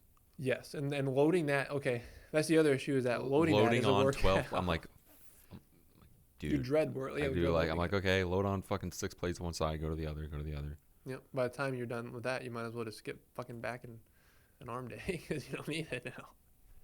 Yeah, I do. I hope I stay consistent with it. I really do. But I feel like I will this time. I said okay, but hear me out. I said that like the last 3 times, right? And I just didn't do it. But I think I will. Because I'm starting to. I stopped bulking and that really changed like my perspective. Stop bulking. Everybody stop bulking. Maintenance. Bulk smart. Yeah. Don't bulk like me and shovel in a McDonald's cheeseburger at like midnight because you didn't get your calories in. Like eat like 3 at like 5 minutes. Don't If you do that. eat late at night, more so like garbage food, do you wake up and just feel blah? 100%. I hate that. Like I'll be sitting at my desk, it'll be like 11:30 on like a work night. I'm like, I don't need anything right now. I don't even want anything, but I'm gonna go eat like 2 cookies. And as I'm eating them, I'm thinking to myself, I'm gonna wake up and I'm going to feel like shit. But in the moment, it doesn't matter. I know, because those 'Cause cookies cookie. taste great. Yeah. And I wake up, my stomach is like gurgling, and Yep. I'm like, ugh, I just And feel cookies horrible. are comforting. Cookies are delicious. They're like a comfort, delicious snack. I can't just eat one though. That's my problem. I'm a sweets fanatic. What's your cookie of choice? Like if you couldn't have crumble or something, what is your like store-bought cookie of choice? There are these chocolate chip cookies, Giant Eagle brand chocolate chip cookies, I love very chocolate similar to chip Chips cookies. Ahoy, That's exactly what I eat. but they're better than Chips Ahoy. Look, I was a Chips Ahoy purist. You can't tell I me said this. these are the best store-bought shit cookies you can buy. These Giant Eagle ones just hit on a different level. I don't know what it is about them. They are so much better. You know what? I'm gonna have to try those because my morning I eat 4 chocolate chip. Come on, fat ass. No joke. I'm not joking at all. I eat 4 to 5 chocolate chip cookies before I get to work every single fucking morning. I'm not being sarcastic. I put them in a baggie that is so funny. and I chow them on my way to work. That's my morning meal. 5 chocolate chip cookies typically, of chocolate Chips Ahoy cookies every morning for so like funny, 2 man. years, dude. That's just like what and I feel just fine. I'm like, yeah. I mean, hey, like a couple cookies won't kill you. I drink my water to make myself feel better, but yeah, I'm a Chips Ahoy fanatic. Chocolate chip cookies in general. We had 2 today at work. I had 2 today. I had 2 chocolate chip M&M cookies and a white chocolate macadamia nut cookie. You had a donut today? I had 2 donuts. Really, I avoided the donuts, and I'm happy I did. I need to. It's just when I walk over, I'm like, it's a free fucking I donut. know. But I keep in mind, like, I know I'm going to be having Coney dogs later, and this is going to already set me up for, like, feeling like crap. Oh, I know. I bring my food in the morning. Typically, I'll have like a protein bar or something, and then at 9 o'clock, I'll have my oats. That's my thing. And if I have other food made around 11:30 noon, I will eat that. But typically, I haven't been bringing it just because I've been lazy as fuck and haven't been wanting to cook it. But today, it was my protein bar in the morning. Walk in, oh look, there's donuts, and I'm gonna eat my oats, and then Coney dogs later and cookies. I'm like, fuck, dude, I'm a fat piece of shit. We had a rough day with food today. Yeah, Although I haven't eaten anything since I got home. I did. I got Chick-fil-A. That sounds so good. But I eat healthy at Chick-fil-A. I used to get a grilled chicken sandwich. But I do get French fries, but I get a medium. I mean, it is what it is. But at least I get the grilled chicken. I don't even get the butter on the chicken. Really? I don't really care for it. I never ever order grilled chicken from like restaurants. That's all I get. I love grilled chicken. I like grilled chicken. I'm just so particular about it. Grinders has I think I told you about this. It's a pineapple grilled chicken sandwich with like. Yo, I've had that. You're telling me that's not delicious? No, that's banging. It's just when I look at grinders, I don't think I want that. I do. My eyeballs are like, zoom. Give me this. I don't even think. It's automatic. Man, I'm I like wish. Curry from the 3-point line. I want this right now. Give it to me. Yep. Give me chicken. I don't know. I just I'm telling you, dude. Well, you're gonna be jacked here in like 3 months. Out of your fucking mind. So that's good. That would be great. You're already massive, but I'm talking about you. I don't feel it at all. The dude that's across me at work reminds me that you're muscular about 8 times a day. Just so you know. That makes me feel So better. if it makes you feel better. That makes me feel Every better. time you walk by, he looks at me and goes, I want to look like that. So you take that to heart and you be happy. I'll give him some advice. 'Cause No, you don't, needs because you'll feel like advice. shit about yourself every day. It's not mentally healthy. I told him that. I said like even even you're insecure. I said like he works out, he looks good, but you're still gonna feel insecure because then you critique everything. Mm-hmm. I told him that. He's like, yeah, I know. But like, yeah, every time you walk by, he's damn. I wish I fucking looked. He gets like mad at you. He's like, I wish I fucking looked like that. Fuck yeah. So yeah, I mean, perception-wise to other people, you got to keep in mind that you're top 1% of like muscularity. I'm always curious how I look to other people. I wish I could look at myself through I know. a different perspective. Me too. Because I feel like the perception would be vastly different from what we perceive. Yeah, it probably would. I think a lot of people need that. I Not in terms of, Go ahead. I was gonna say not in terms of like making yourself feel bad, but if someone does feel bad about themselves, most people don't really give a fuck what you look like. Yes. Generally. And I've been reminding myself, like in general, like even with like, say I say something awkward at like work or at, like to like I don't know, like the girls I see or something, I remind myself like they don't really give a shit. Right. They didn't even think they forgot about that within like 5 seconds. If someone says something stupid to me, I forget about it. I don't dwell on it. One thing, when I was in Japan, the second time in October, Maho would be at work and I would just go out, do my own thing and vibe. I was very nervous and anxious to talk to people because obviously I'm not fluent in the language. It's very difficult. So there was this burger restaurant there. It's a chain called Moss Burger, and I really wanted to try it. I've never had it before. Yeah, Mossberg. Oh, that's cool. Moss Burger. That's hard. And it said they were open, and I walked up. And Japan doors in a lot of places, you press a little button, and then it slides open for you. And I pressed it. I don't know if I did it hard enough, but it didn't open. And instead of doing it again, because like I wanted the burger, I was like, okay, I admit defeat. I'm walking away. I can see you doing And there's that. this one cake restaurant right below our apartment. I went there in April the first time, and the lady there asked me a question. And the question was basically like, do you want this on ice, or like how close is the refrigerator to you? Because it wanted to be kept cold. Did she say it in Japanese? Yeah. And I had no idea what the fuck she said. So I was like, hi. And she was looking at me like, What? huh? So to redeem myself, when I went back in October, I went to that same cake shop, and she was still working there. She asked the same question, and I still fumbled the bag. Damn, dude. You were Yeah. prepared. You had a pregame schedule and everything, and you fucked it up. It's okay. Yeah. And one thing a lot of convenience stores ask, if you buy something, they'll ask if you want a bag with it. But bag in Japanese is kaban. But the plastic bag they use at convenience stores is not that. So they'd ask me a question. I'd be like, huh? So I did learn that when they would ask their question. I'd be like, oh, daijoubu. Like, nah, I'm good. You live, you learn. I picked up on that. But when I go back in October, I'm going to go back to the cake shop. You're going to redeem yourself Third again. time's a charm. I hope so. Hopefully she's still working there. Don't fumble it again. I know. And I think she did speak pretty good English because she did say something. She did say it in English afterwards. Yeah. It helps to just like sometimes make a joke out of it and be like straight up honest. Like, I really don't know what the hell you just said. Like, type it in like Google. Be like, I have no idea what you said. Sorry, I'm an idiot. Please, It basically say something like please that. elaborate. Yeah. Because then it kind of lets everybody's guard down, I think, sometimes. But yeah, that stemmed from me being anxious. Doesn't fucking matter because no one's gonna remember that shit. Yep. And at least I gave it my best shot. What if you go there and they just point at you and laugh? They'd be like, "Oh, you're the foreigner who keeps fucking up." I'd be like, "Yeah, that's Stupid me. dummy. Can I have Start making that fun of you. cake right there?" No, get out of here. Okay, I'm sorry. But yeah, it's something that has helped me like mentally too. Just like who cares? It's like that's how you gotta say to yourself, who cares? Fuck it. That's what it's helped me with like going on like dates or whatever. This is not something I'm super used to still. This is like relatively new to me. I just have I get anxiety. The first time like meeting somebody, I want to throw up. I get the shits before I go. My stomach starts to hurt.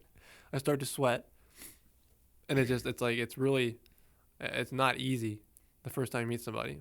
But like you gotta keep reminding myself, like, who gives a shit? Like I have nothing to lose really. Like, okay, so I fuck up and I say something stupid or I do something stupid. I'm not invested in this person. Have you ever been on a genuinely bad date? I know the one you went on Oh, with yeah. that girl at the bar where she was like up in your face. I don't got another consider that as like bad per se. That's just, oh man, this is kind of obnoxious. But like genuinely bad, where things were like, oh Jesus Christ, this is horrible. Yep. When I was, I want to say 19 or 20. You know Hannah Backus. Yeah. She set me up. I might have told you this story. She set me up with I think her name was Skylar, and you might even know her. She's probably your age group, which I think she went to Perry. Pretty, like really pretty. I thought it'd be fine, great. So okay, we're going on a date up to Cleveland, that big candy store. Yeah. That was where we were going. They had like a little golf place, mini golf there, so we are gonna do that. And I was like, okay, this will be cool. This will be fun. So I pick her up. Hi, nice to meet you. Blah blah blah. Get the formalities out of the way. I put my music on like to where it's not dead silent and awkward. Mm-hmm. Just enough to have some. You ever some feel the noise. awkwardness of like when a song like ends and you're not comfortable with somebody and you're waiting for the next one to start and it's dead silent and nobody knows what to do? I really learned to embrace quietness in my car. Like there's a lot of times where I don't even have music on. But with like other people you're not comfortable with. I think to myself, like, they're probably weirded out, but I'm like, quiet's nice. See, that's so confidence. I get what you're saying, though. But as that was a tangent. I think I might have asked her a question pertaining to like her ex because I knew of him. Like I knew him. And it was something real simple. And I think we were even like it wasn't like out of nowhere. Like we were already kind of talking about like relationships maybe. And from within 10 minutes of picking her up, I had another 50 minutes to go about to get to Cleveland. She did not let me get a word in. She complained about him the entire way up. Oof. And when I would go to say something, she would like shut me down and like just fucking take over the conversation. And not only did it not end there, it continued like while we were together and on the way home. So we're talking, I want to say literally 3 hours. 3 hours. Yep, 3 hours of complaining about this guy. So I was miserable. Anyways, I was like, okay, well, I don't want to go on another date with you. Anyways, I'm not gonna tell her that because I'm young and I'm shy. So I'm like, okay, like it's nice meeting you. Like blah blah. Gave her a hug, and then it was a bad date. Then she texted me.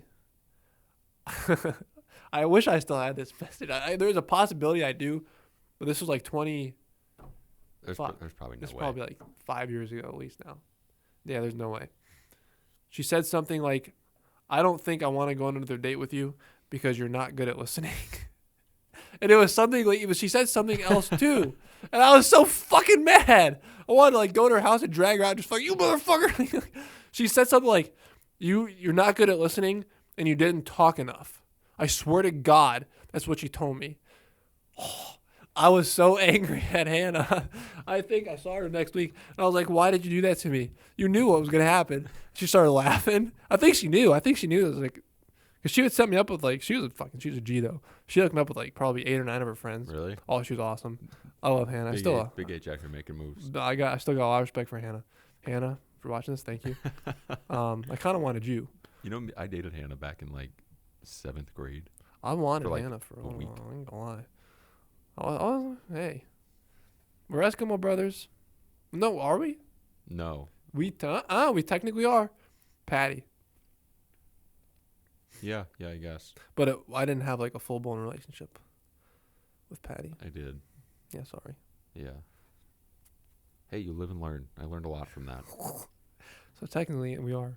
But yeah, that was probably the worst date that I can like think of like off rip. I've had some like awkward dates. That one girl that was like drunk screaming in my face. But that was like I was there for like 30 minutes and I left. But you? I'm curious. A genuinely bad date. Even like an awkward date. Like it just didn't vibe. I have to sit and think on this because I haven't like thought about that kind of shit in a minute. I don't not off the top of my head, not really. I would say You're most of the lucky. girls I even went on dates with, I ended up in a relationship with. So it panned out fairly well, I guess. It couldn't have gone that bad then. I like when I'm like meeting a new girl, I get like the dread of like, please don't be annoying, like please don't be like some of these past ones, because I know how they can be, but most of them have been cool. I dread if someone is not conversational. Like, it's one thing to be fairly quick, because I'm a quiet person myself, so it's one thing to be that, but you know, if I can talk, I have no problem with that. It's if I ask a question and you give some short answer like uh-huh or yeah, and then you don't ask questions back, I'm like, why the fuck are we here? That guy's daughter, That's how it is. that's painful, and When- she hit me up. That's what's I don't understand. this one girl on Tinder I matched with when we were in Pennsylvania. We were talking for like 2 weeks. I didn't know that. You didn't tell me this. Well, very obviously nothing's going to happen because she's in Pennsylvania, So and I what? don't want another long-distance relationship You don't right have now. to just go there like once a week and. Bro, it's like fucking 500 miles. Oh yeah. Fuck that. But she seemed interested, I guess, but she just said like nothing back. And then like I was ready to kill the conversation. I was like, okay, yeah, this is boring. I'm done. And then she sends me a snap like, hey, add me on Snap. I'm like, okay, why? Is this just going to be the same thing? You could. I think you should have taken it. I think that. Okay, so my theory on that is that I think some of these girls are on Tinder solely for sex, and when you start to talk to them in like a nice guy approach, I guess I don't want to say like, oh, you're so fucking cute and whatever. I mean, it's like you're not being aggressive to the point. I think that they get kind of like put off. I think a lot of them, because I've done that before, where I think that some of these girls were only on there for one reason, and I was dragging it maybe a little too much, and they were kind of shutting down. I get that, but it's like So her wanting you on Snap. 2 weeks. Like, bro, if you're just there for that, and very obviously I'm not gonna. Did you ask her on like a date or anything? No, we don't fuck 500 miles I away. know, but that's Like- probably why she stopped being. You should have just said like, hey, She should have just shut it down quicker. That's what I'm trying to get at, I guess. that's fair. You should have told her. You should have gone back up there like for the one time. But, like next week, Dude, come on. Look, Was she attractive? Like really attractive? yeah, she was very attractive, but I don't want to put fucking 1,000 miles in my car I just to feel go I can't really fuck blame around you. with some girl who I'm never gonna see again. But was it really 500 miles away? It was like Reading, PA. That sounds like it's like so far away to me. It was far away. It was a 6-hour I drive. feel like that's like maybe You know, 200 Columbus miles. is over 100 miles away. Damn, I always forget that. Reading, I'm gonna guess 230. 239. Oh, Pretty how good. about that? So overall, just shy of 500 Not miles. that bad. How long? 6 hours. 5 hours, 2 minutes. All right, that's you leave on Friday night, meet her on Saturday, and you do your thing. Nah, dog. There's no. I know that's pushing it. I think anything over like an hour. If she was like cream of the crop, perfect, and I'm like, okay, I really want to date this girl. Then What if she like, was maybe. Japanese and real ditzy and feminine and cute and Well, tiny? she can't hold a fucking conversation. I don't want anything to do Sweet. with her. She's like the embodiment of like an anime waifu. How far would you go? I mean, I've already You've dated gone someone over 4,000 miles away. Bros went overseas already. So, yeah, I think it does depend on the girl. But man, I do like I'm having a good experience on dating apps. That's good. Yeah, I think it's good for me mentally because it gives you confidence boost. I felt like a lot more confident lately. I've seen a lot of guys complain of, well, not really. Yeah, I've seen a lot of guys complain of having a horrible time on Tinder. Why? Probably because they're not getting any matches. Well, I'm sorry for them. Yeah, it kind of sucks. You're ugly. I'm just like too picky, like way too picky. I am too, but I'm not trying to like toot my own horn or anything, you know. Level-headed here, but like on Tinder I have 99 plus likes, and on Bumble it's like 50 plus. Like the number doesn't go any higher, and I just hit X on almost everybody.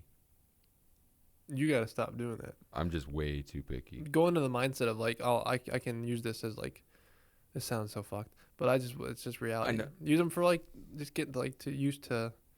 I think it's just healthy, I guess, like getting back into the game I of get dating. it, but man, I just hate that it's a fucking game. It totally is. It's all a so game. Annoying. It's all a game, and it's so predictable as well. Like the responses you can get, Yeah. and elicit what you say, how you say it. It's like plug and play. Like you type, like it's like a video game. You know how to play it, you're gonna win. It's so annoying though. It is very annoying. I don't It's even know very- if I want to play the game. I'm like, I don't You put in have fucking to, effort man. right now.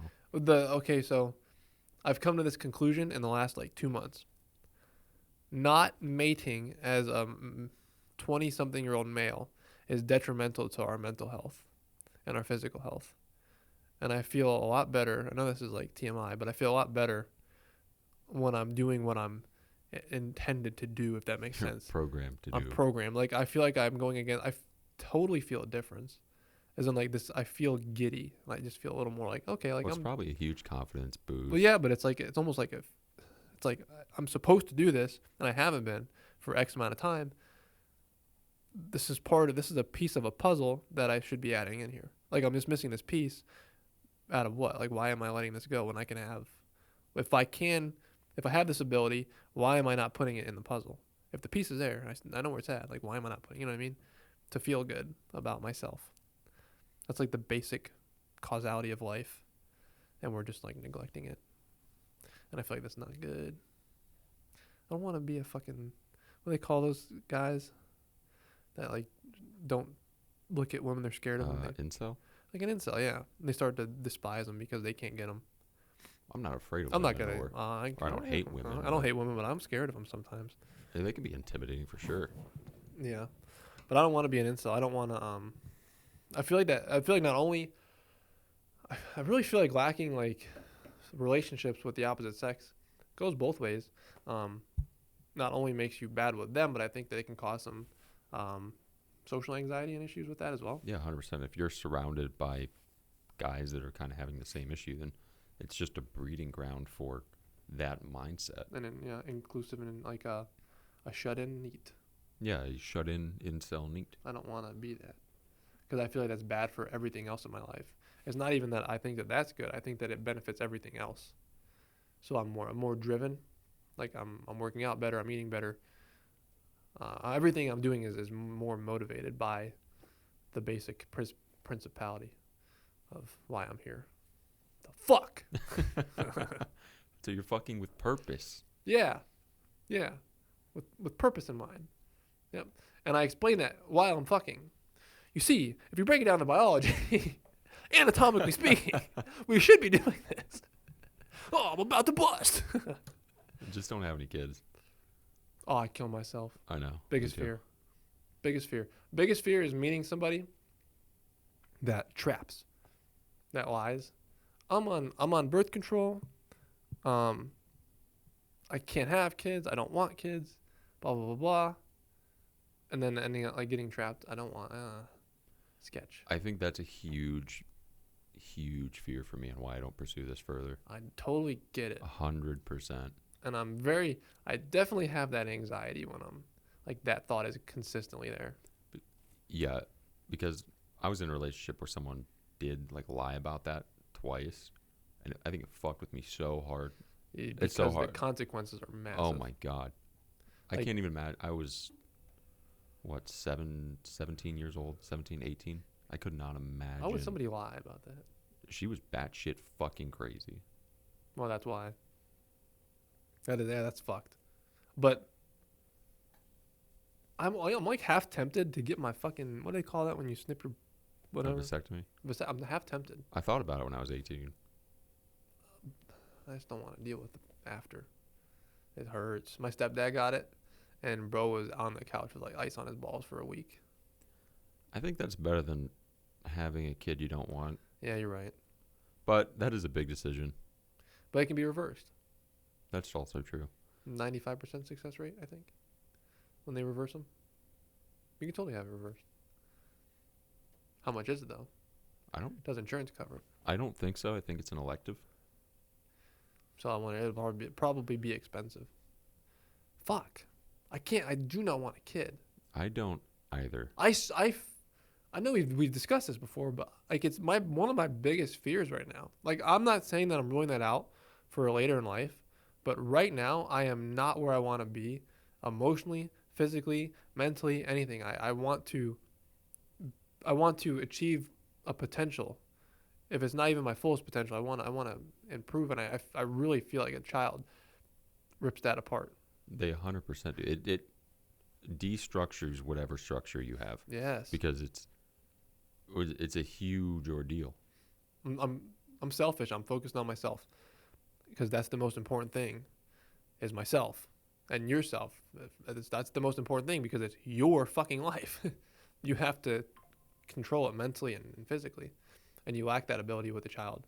And I know that for a fact because I was raised by a single parent, and it totally wreaked havoc on her life. Yeah, it's got to be like crazy hard. It was extremely difficult. Even with two parents. Mm-hmm. Like, I think about it every now and again of when my parents had me, they didn't just have one. There were fucking two of us. You multiplied. Right. That's double the pain in the ass. The same one, too.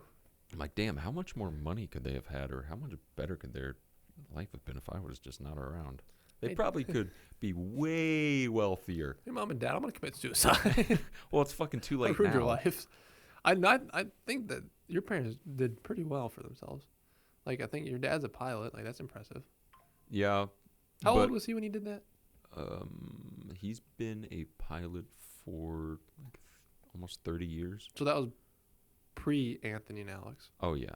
But how old's your older brother? 31. So 30. he had a 1-year-old while pursuing that. Yeah.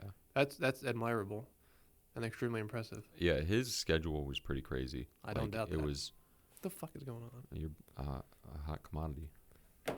He was busy. He was working nights a lot. The pilot schedule was crazy as is. As a new pilot for a smaller company, it's even more hectic. And on top of that, like he said in the summers, he would do jumpers, which are people who parachute out of planes. And every day over the summer, he was at the airfield going up and down, up and down. So he was always busy with that. My mom had a job, so we'd wake up at like 4 a.m. to go fold papers with her and sleep in the car. I mean, I couldn't fathom that life. I could not. That sounds like exhausting. It's got to be so exhausting. How are you? I'm not speaking for them. I'm speaking for myself. How are you mentally in a healthy place at that time? How can you be? Because you have to. You're so right. worried about your children, their health, what they're gonna eat, how you're gonna put food on the table for yourself, how you're gonna manage raising a child, a job, finances. Like that's. How do you have time to take care of yourself, physically and mentally? I don't think you do. Right. I think about like my sister too. She just had a kid, and the biggest thing for me is like, you guys both work full-time jobs. What How do the they? How do they? Yeah, like what? How do they? I've always wondered how do they just put the child in daycare? Like who takes care of the child in those scenarios? I think she got kind of lucky. She knows someone who does childcare, so they pay her. My mom will go over and watch. Her husband's mom will go over and watch. So they have like good resources. But I would imagine say. not having it. Right. Imagine having nothing. No, And no. even though they know the person who does the daycare stuff, it's still like $400 or $500 a month. And I'm sure that it is stressful for her, especially not having her child, her newborn with her at all times. Right. I think she only got like 3 weeks off of work. That's horrible. That's horrendous. And that's, damn, that pisses me off because it's so important for a newborn to bond with the mother for the first like few months. Yeah. I mean, luckily she's around pretty frequently. Yeah, I'm I not saying she's think. not around. I'm But saying yeah, it's not gotta be, ideal. like, I wish that it was restructured differently in our country, where you had 9 months of even like after they were born. the father, I think, should have paternity 100%. leave. After the mother has it, then the father should get it Yeah. because it's extremely important. Yeah, that sounds, man. I mean, if they're doing it, good for them. But to me, that sounds miserable for myself. Right. I mean, when she comes over, I'm like, oh, cool. It's the baby. Yo. But they're normal. There's something wrong with us. You gotta remember, like, Yeah, that's true. these are normal people, in my opinion. Like these are people that are able to balance all these things, and I'm not personally. So hey, good for them. Yeah, good for them. And people but that can do that in general. for me, oh boy, that is not on the docket. Dude, I'll kill myself. I see like the videos of like fathers getting the call of, like, or like the wife saying, "Hey, I'm pregnant," and them losing their mind. Ah, that's awesome. Dude, I know exactly where you're going with this. I hope to God nobody's recording me when that happens. I I'll think believe. my stomach would drop. I'd probably throw up. I'm not even joking. I'd probably get sick. It's like, oh fuck. Right now. In the future, I hope it's different. I hope that I'm to the point where I'm comfortable having a child. But I don't know if I ever want one. I feel we're at an age like 26, 27 where, most people are, if they don't have a kid, they're probably having them around this time. And their mindset is most likely, I want a kid. I still think it's too young. I think 30s is ideal.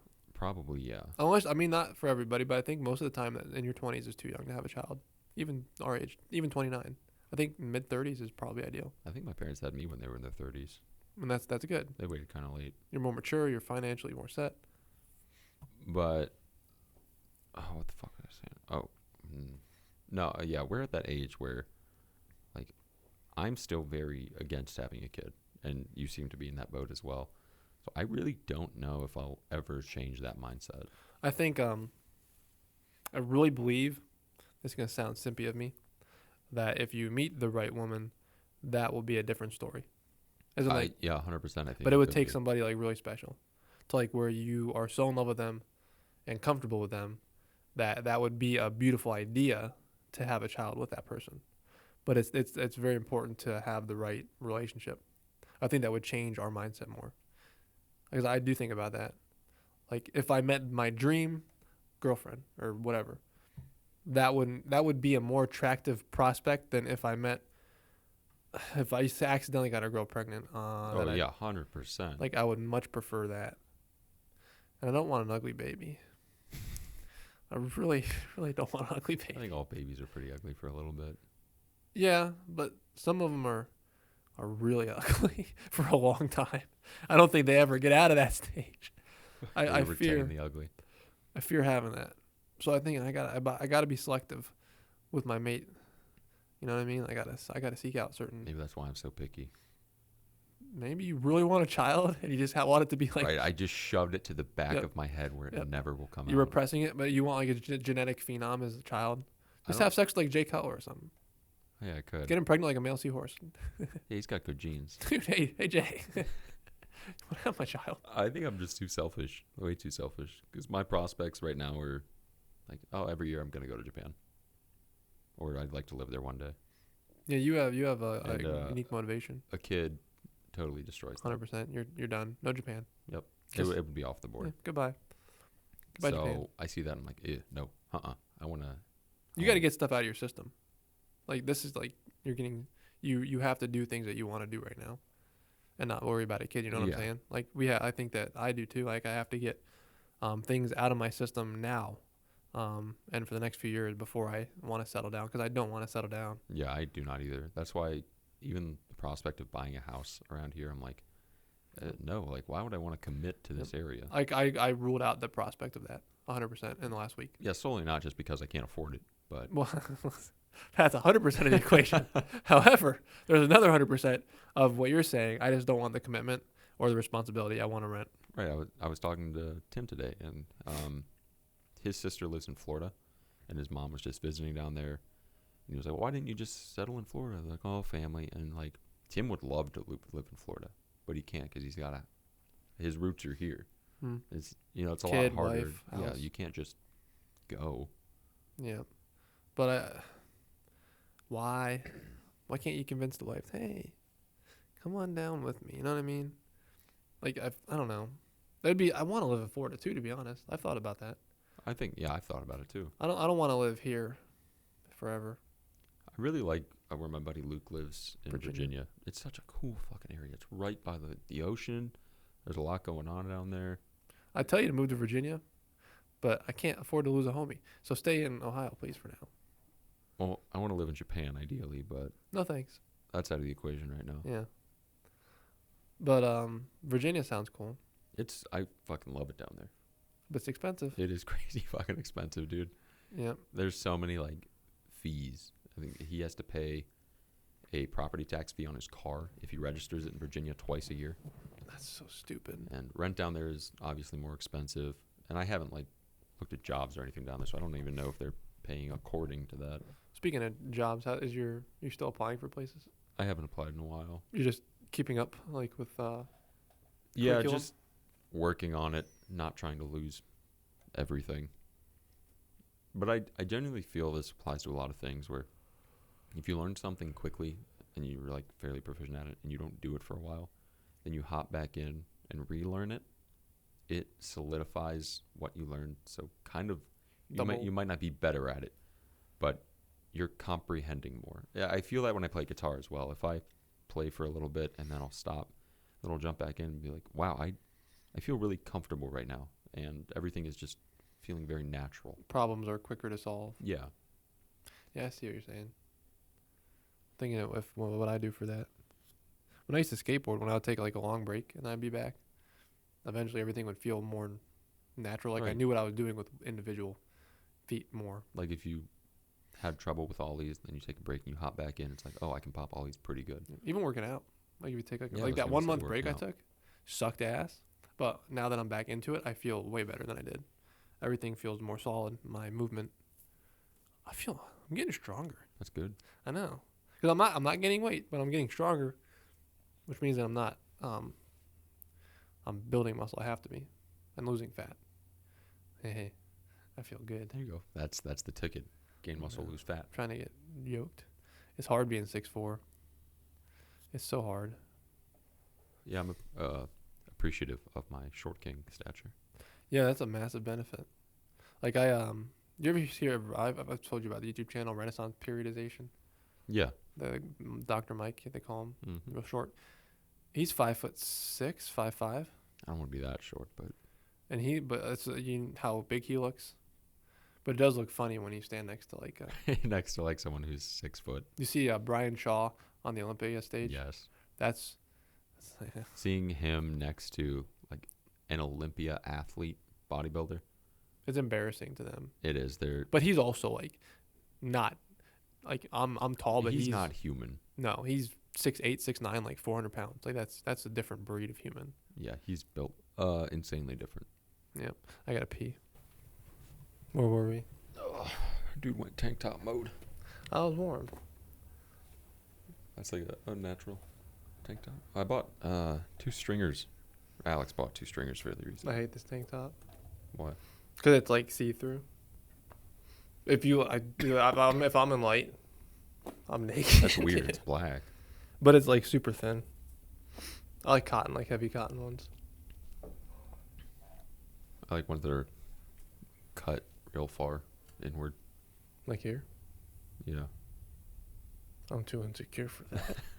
I am too, but But I would like that. I forced myself to wear them recently to kind of battle insecurity and motivate me to work harder. That's a good idea. It's helped a lot. Because for a long time I was wearing just t-shirts in the gym. You look better when you wear like if you're muscular and you wear a tank top. When you get a pump, it looks really good. You look way better. And it's good to see, especially for like a shoulder exercise. In a t-shirt, you cover your shoulder, but you can see like it looks good. I like seeing my muscle while I'm lifting. It's huge for the mind-muscle connection. And it's helped me a lot with like knowing what I'm doing. Right. It helps you focus on the muscle you're actually trying to Because target. I totally was not activating my lats for like a month and a half at all. I was just moving a weight. So once I started wearing this when I work out, which I work out by myself, I would not wear this in like a gym setting. I don't really give a shit about wearing it here, but I would feel like real small like in a gym setting because everybody else is gigantic and I'm skinny. Well, that's why you gotta force yourself to do it. No. To motivate yourself to work harder. No. I do. I see what you're saying, but no. But when I work out like by myself, by wearing this, I can see activation where I need it. I'll even work out shirtless sometimes. I mean, I'm by myself, so I feel confident Right, doing like it. why not? In a gym you can't. I mean, you can do it. It's probably fairly frowned upon, but You look really stupid yeah. if you're shirtless in a gym. But like a stringer's okay. Yeah.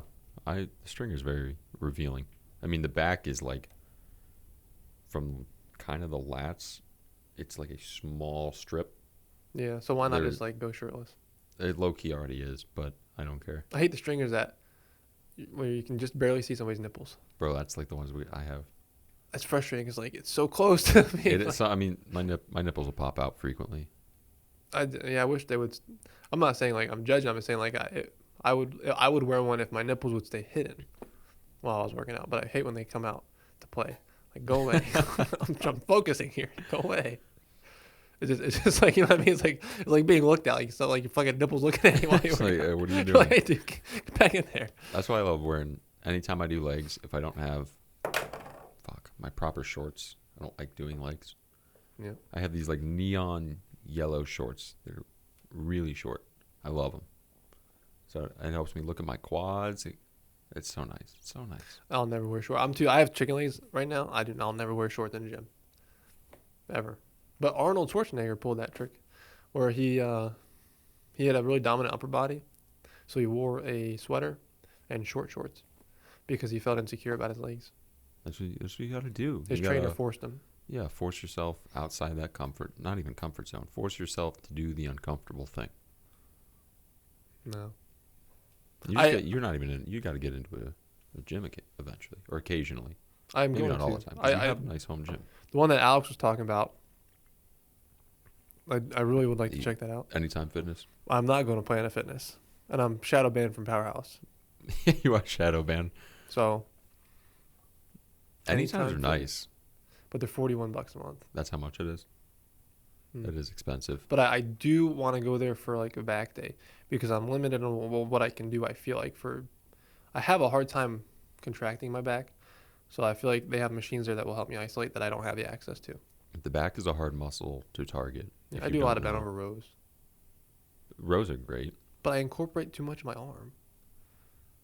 Like I use I use my arms to pull up the weight and not my back like a lot of times. Are you using like a barbell and bent over? Straight bar. That's a little harder. It's easier to contract your back. Say you're sitting and using cable rows with a V-bar. You just have to, so you have cables. You have a bench. Yeah, you can do these. But I'm so tall and long that when I pull up, like when I'm at the top of my movement, I can't stretch. No, not that. Like for rows. So you set up Oh, a you're bench. talking about. Yeah, bring the cable I like, love those. down. Those are great for isolating Back and rows. targeting your back. Oh yeah, I miss that. I'll probably get a gym membership. It's $40 a month. Like, It is a little. It is $40 is fairly pricey. yeah, I know. That's For more than any what I pay time. for Powerhouse. Yeah, Powerhouse is like 28. I think I'm paying like $28.30. It used to be like 22, Yeah, but it go up a little bit. I get it. That's not. Yeah, it's barely anything. But I feel like I would do better at a gym now. Now that I've kind of built like a base of like what I'm doing, I know what I'm doing. I know. I mean, I'm not. I know like I have a plan, I guess that I'm comfortable with. So maybe. I say I'm a big fan of the gym. I think I the environment agree. is just so conducive to helping. There's too many people. It's not that I'm like scared of the people. I can't do what I want to do when I want to do it. You just got to find the right time. Like 4:30, 5, 6, 6:30. Way too many people. I avoid the gym like the plague at those times. So Powerhouse at 3 is clear. When I'm there, I usually get there at 3:00. It's fairly open. 'Cause sometimes I'll go shooting with Mitchell right after work, and it looks pretty full Right. at 3. It does. It 3:30. looks busier than what it is. But then a lot of the people are in the cardio room. Not even. I don't know where all those cars come from. I'm gonna be honest. You can tell Powerhouse is busy when people start parking on the side or in the rock lot. When there's the first row of the rock lot is usually like fairly full, even if it's dead inside. But when it extends back further than that to more of that lot, that's when I'm like, fuck, it is going to be so busy today. And a lot of the spaces, like when you drive by, are covered by that lumber liquidator building. Mm-hmm. There's a lot lining that wall that are always empty. I have to go to the gym, but I like my little setup. Right, you have a nice setup. It's comfortable. It's almost like I have I don't basically. want to say everything. wasteful to get a gym membership, but I could go half and half though, yeah, because I have everything I need for like arm movements and shoulders, I guess. But you could switch it up. Like for your PPL split, say, okay, these days I'll go to the gym, and then these days I'll do it at home, and then swap it the next week. Say, the days that I wasn't home, I'll go to the gym, so you can use different equipment, get different movements. I have a 3-month plan. I want to look way different in 3 months, and I think this will be helpful because I can watch this video and see where I was at. Right, you can. And then in 3 months, I can say, "Oh, I did. I look a little bigger or better." I love looking back at old videos. Yeah. And like, damn, not even just yourself. Just one thing I really love doing is anytime I go on a trip, I like to vlog it. Not for views or like to get subscribers or anything, but it's more definitely a personal thing. Because all the time, if I'm hanging out with some friends, we're like, hey, go back to that video of like 2018 when we were at Disney. I'm like, fuck yeah, I got that. I got that unlocked. It's totally cool to It's pull up. so much fun, dude. And you see like your mannerisms, your vocabulary, like everything is it's just interesting to see yourself years in the past. I love reflecting back on like fun memories I had. I know, because we don't have any anymore. know. Our life just kind of suck. Honestly, Pennsylvania was a lot of fun. Yeah, it was. Maybe I should have vlogged it. Okay, that would have been a good vlog. I know, picking that up a would've been fun. motorcycle, yeah. And then like even a couple weeks from then, like, hey, watch that vlog real quick. Yeah, that'd It's be fun. cool. It's fun to look back on those things. Yeah, if we go places like that, I could give a shit less if you vlog. Fuck I like yeah. that. I think I'm gonna do it next time we go anywhere. Next time you get a Yeah, we'll go to car. Smithsonian. I want to like. Oh my goodness. I want to actually go to the Smithsonian. I do too. Like I I've always very wanted to much go wanna to that. And if we dedicate like a day to it, we can go to 2 or 3 of the museums if we wanted. That'd Not be just easy. there. But what's the other one? There's the air and space, and there's the other one that I I want. want to see natural history. That is natural history, and then air and space was the ones that I wanted. You said they're free too. Hmm. That's so awesome. Bro, just fucking walk in there, no tickets, no nothing, no Just money. fuck around and learn. Like in the most well-funded museum in the United States. One of them. That's awesome. That's cool. They have things in there that nobody else has access to, which is why I want to go there and see. And they have things in there you don't even know exist. Which is You'll also look at it and be like, "What is this? This new thing that I've found?" I'm totally having a good time now. I'm fascinated. Yeah, I'm 100% down for a Smithsonian vibe. We gotta set that up. We do. Like I actually like for real. That's something I want to go to. I'm not just saying this. You know, people will say like, "Yeah, dude, fuck, let's go. Yeah, we're gonna go here and here." Luckily, what I like about Mitchell is he's down for pretty much anything. Oh yeah. He's always like, "Yeah, okay, yeah, let's Yeah. do that." Even if he doesn't want to go, I'm like, yeah, I He's want like, to go. "Yeah, I'll go." Yep. Bro's so wholesome. He keeps like begging to like come over and help me. Like we've been like pulling up like carpet at my house and Mhm. moving dressers, and it's a pain in the ass. And he's been like begging to help, and I'm telling him no, not out of like I don't want you to hang out or be around you. It's just no, of like I don't want you to be doing this. And you could be. This is my Right, you have other shit. things you could be doing. You have. He'll tell me, I don't fucking do nothing. I'm like, then do something like else. Like I don't want to feel guilty. I don't want you pulling up carpet at my house. Like no, like go do your own thing. That's dreadful. I would dread that. Like I would if you or Mitchell asked me to do that, I would do it, but I would not be satisfied doing it. I'd be like, fuck, I'm gonna help him, but It's fuck. like if someone asked me to paint, I'm like, "Yo, I like fucking do it." painting. That's my Achilles heel. Really? 100%. It's satisfying. I hate it so much. You don't like the sticky noise of the paint? No, Oh, come I hate on. everything about painting. Bad I will do attitude. just about anything, but paint. I mean, I'll do it. Bad attitude. Also, moving sucks so bad. Moving sucks. Yeah. It kind of hurts my back every time I move Yeah, heavy you're shit. constantly bending over and picking shit up. And now I think about my workouts. Like, hey, if I have to fucking move this, well, this is gonna ruin my workout. I started to think that way. Oh, what a good thing about it is if you do pick things up, I'm like way more conscious of instead of bending over, Oh, yeah. using my legs to lift things. I straighten my back and then I Mhm. use yep. I totally do that. I did that at work. I've been doing that at work with the xylem parts that are heavy. Instead of reaching in like a dumbass and just pulling out, I kind of like a deadlift where you like brace your core. If you're like reaching a box, you should grab it, arch your back back, and then row it out. That's literally I drag it like out the side, like while using the leverage of my weight instead of my back, and that's helped. It does help. Working out is like very beneficial for everything. I just want to be jacked. Fucking why can't I have gone back like 3 years in time and like continue to work out instead of giving it up like over and over again? I wish I could just do that, like go back. Unfortunately, time travel doesn't exist yet, Or does it? and the government's just keeping it from us. Assholes. Right, I want to go back in time and invest in Dogecoin. If you here's a question. If you could go back in time and change one thing about yourself, what would you change? You couldn't, not monetarily. Like, would you do anything differently? Yeah, of course. What would be one of them? I always have a toss-up between two. I would actually I know the answer three. to one of them.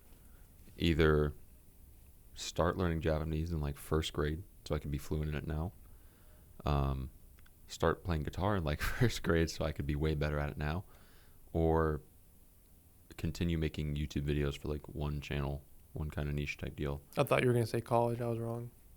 I think about college, and my one thing about it is like, it's never really too late to go back. You can always, But I'm never gonna. even if you like say you're not, it's still Still an can, option yeah. there. Like if things got like shitty and you really Yeah, needed like something. I can't go back years and just get better at guitar. That's not something that's possible. I'd have to work at it now versus, of course, a college degree. I'd have to work at it now, but the option is there.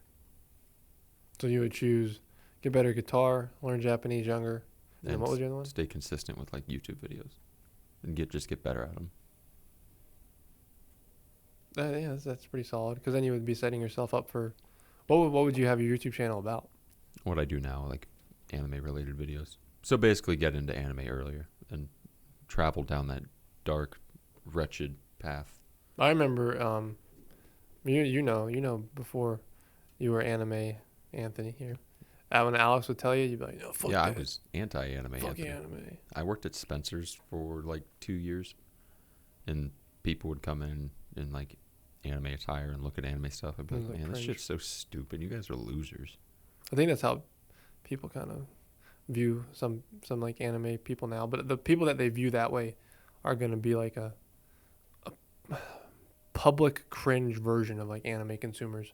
There's okay, when people think of anime watchers, the reputation is tarnished by a select group, 100%. and that's not the whole demographic. It's like the people that make like the TikToks doing like the Anything cringe on TikTok, you could say. it's just like I associate that, well, I don't, but like I know why people associate that with like everybody that watches anime. It's just It's not easy true. to. I mean, if you just talk to the people, they're usually pretty cool. Like, it was my job to talk to them, so I would, and they were always normal and fine. The weird people had really nothing to do with anime. Yeah, that's true too. I mean, I'm come not outta- saying there aren't weird people who like anime. There No, 100% but- are, but the weirdos kind of come from out of nowhere. You're not expecting it. right, they're like a foul ball that you don't see. Yeah, and then you're caught off guard and you don't know what to do. I've been there before. Yeah. What time is it? 9:42. I don't even have my watch on. Is it dead? No. Yeah, I gotta leave around 10. I gotta get up at like probably 6:37. That sucks. I'm so pissed because I hadn't been sleeping that good this weekend. I was looking forward to my one good night of sleep. You can sleep in on Sunday, unless you're getting up early again. No, I don't think I am. But I was looking forward to tonight. Fuck Sunday. I had in my mind that I was gonna sleep well tonight, and then I got hit with, "Can you help me?" I was like, Be a good person. I the am, work. but it doesn't mean that I don't get frustrated by it. Yeah. Because like I have my own routine, my own plans, my own life, my own hobbies. You know what I mean? Things I want to do. Fuck. Well, tonight I'm gonna be. We went to World Market. Like, I drop off my tires, and then we had about an hour to kill. And Jonathan's vibing tonight, so he's like, "I want to drink soju, which is like a Korean alcohol. It's 12%, very fruity, non-carbonated." And we went to World Market to look for it. And these really popular things in Japan are like, they're called like 1-cup sake. They're like, They're yay glass. big. They can be. Those are the ones that you have to like pop the. There's like a top. Yeah, Top there on could them. be a tab or just it's not I think I anything know. like that. And they're just like little cups of sake. So I got 2 of those. And then finding soju is crazy hard here. But we eventually found it. I got 2 of those. So I'm going to drink sake and soju. That 12%. Yeah. What kind of is it? Like what kind of alcohol is that? It's equivalent to wine, kind of. Like the Japanese version? Yeah. And then Never while heard they of still that. have wine, you could say it's about as potent as wine. You finna get toasted off the soju? It's hard for me to get toasted. It's actually really hard. That sucks. I get more drunk on beer now than liquor. I can put back liquor like fucking water and feel nothing. That's weird. It is weird. Like you don't get drunk from liquor? If I have enough of it, sure. 'Cause But some it people takes don't. a lot. Some people don't metabolize liquor as well, and so they don't feel it. Some at all. I think I might. That might be how it be because I can pound liquor and feel nothing. That's scary. It is, but it's not good in any way because it's more expensive. But it's more to the point. I guess it is. That's why I like drinking highballs because they taste good. And I can drink a lot of them. I like blackberry brandy. Never had it. It's so good. There's another like what is it? It's like brandy, but it's a little lighter. And my grandpa has some, and it's like genuinely like Is it a tasty. brown liquor? Purple. Purple. Oh well, I don't even. What is like? I don't even know. I don't know like any alcohol terms if that was even right. It's purple though. It's not brown. It's blackberry. That's cool. So it doesn't. You hate the alcohol taste, don't you? Mm-hmm. That's so. It's disgusting. Yeah, that's not like weird to me, but It hurts.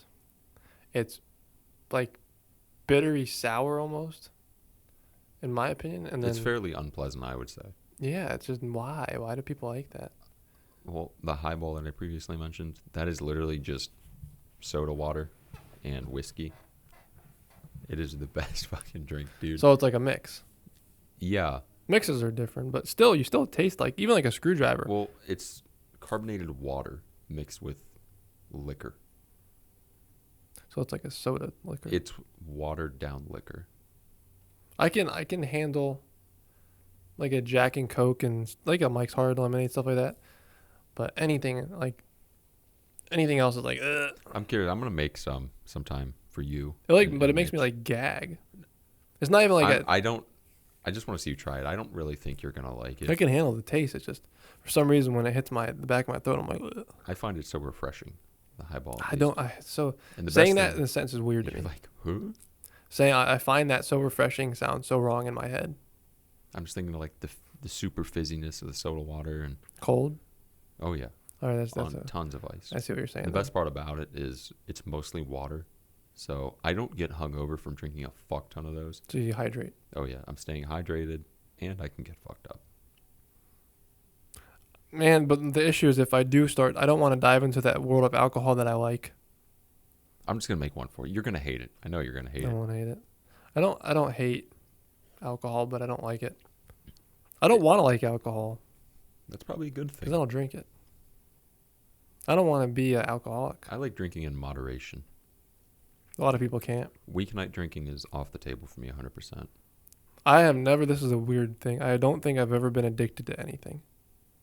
I can't think That's of one good. thing. That's great. And it's good, but it's just interesting. Like I've tried cigarettes. I think getting addicted to cigarettes is, while I don't want to say hard, it is difficult because I vaped too. I Like- vaped for like 6 months when I was like right before I got. you're just like, yeah, I'm done. Yeah, literally, I ran out of juice. No, I broke the glass, cracked, and the juice ran out in the vape, and got pissed, and I never vaped again. That's good. That's great. You're probably so much better off. But I missed. I liked the flavor. I like doing. I totally see why you guys do it. It's like a satisfying act. It is. It's just, I like holding it. I like hitting it. The taste. The taste is whatever. For I me, like the guess. taste. I had a root beer flavored juice. That sounds nasty. No, I That know it sounds as nasty, but fuck. it is not nasty. It was so good. It was like drinking like a smoky soda pop. Don't even. That's raunchy. It hit. I also am very anti root beer. Yeah, I like root Coca-Cola, beer. Pepsi, Dr. Pepper. I hate all those. I had a bunch of soda flavors. You were the soda vape guy. I was the guy that had the Dr. Pepper chapstick. I was that guy. You ever had the Dr. Pepper barbecue sauce? No, but that sounds incredible. Sheets had it It tastes like barbecue sauce. with Dr. Dr. Pepper. Pepper. That's so nasty. But like low key, like it's like a drinkable barbecue sauce. No. It's totally No. palatable. No. 100%. Drink Dr. Pepper No, and I- think about barbecue sauce. Just think about it when you're drinking. Be like, okay, I see what you're I saying. don't want to ever drink a Dr. Pepper. You like Dr. Pepper? Fuck no. I hate brown soda. All colas. All that. Cream soda? Cream soda is mid. I'm not a soda guy. The only fizzy shit I like is Why am I here? like beer. Why do I That's do like this? it. Why? Cream soda is like the elixir of like life, in my opinion. It's so good. You know, Wendy's has new cream soda blizzard. Or no, it's like orange dreamsicle or something. Not really cream No, soda. no. I like the orange Monster. The orange one's good. Yeah, it's like creamsicle crush. I like orange crush too. Orange Crush is good. I haven't had any of those in years though. They're so high in sugar compared to like even the other ones. We had some in our fridge like a month ago, and I was just reading them. And I was like, holy shit. It's so bad. I'm a big fan of Starbucks as well, and the drink I get is just packed full of bullshit and sugar. But it's so good. It is good. We got Starbucks. What did you get? You got like some cinnamon thing? I get the white chocolate mocha. Oh, hot. Either. I can do either, hot or cold. I get that mocha cookie crunch or whatever. That thing is Dangerous. woof. That's a lot. It's so good. That's a lot. You don't like it?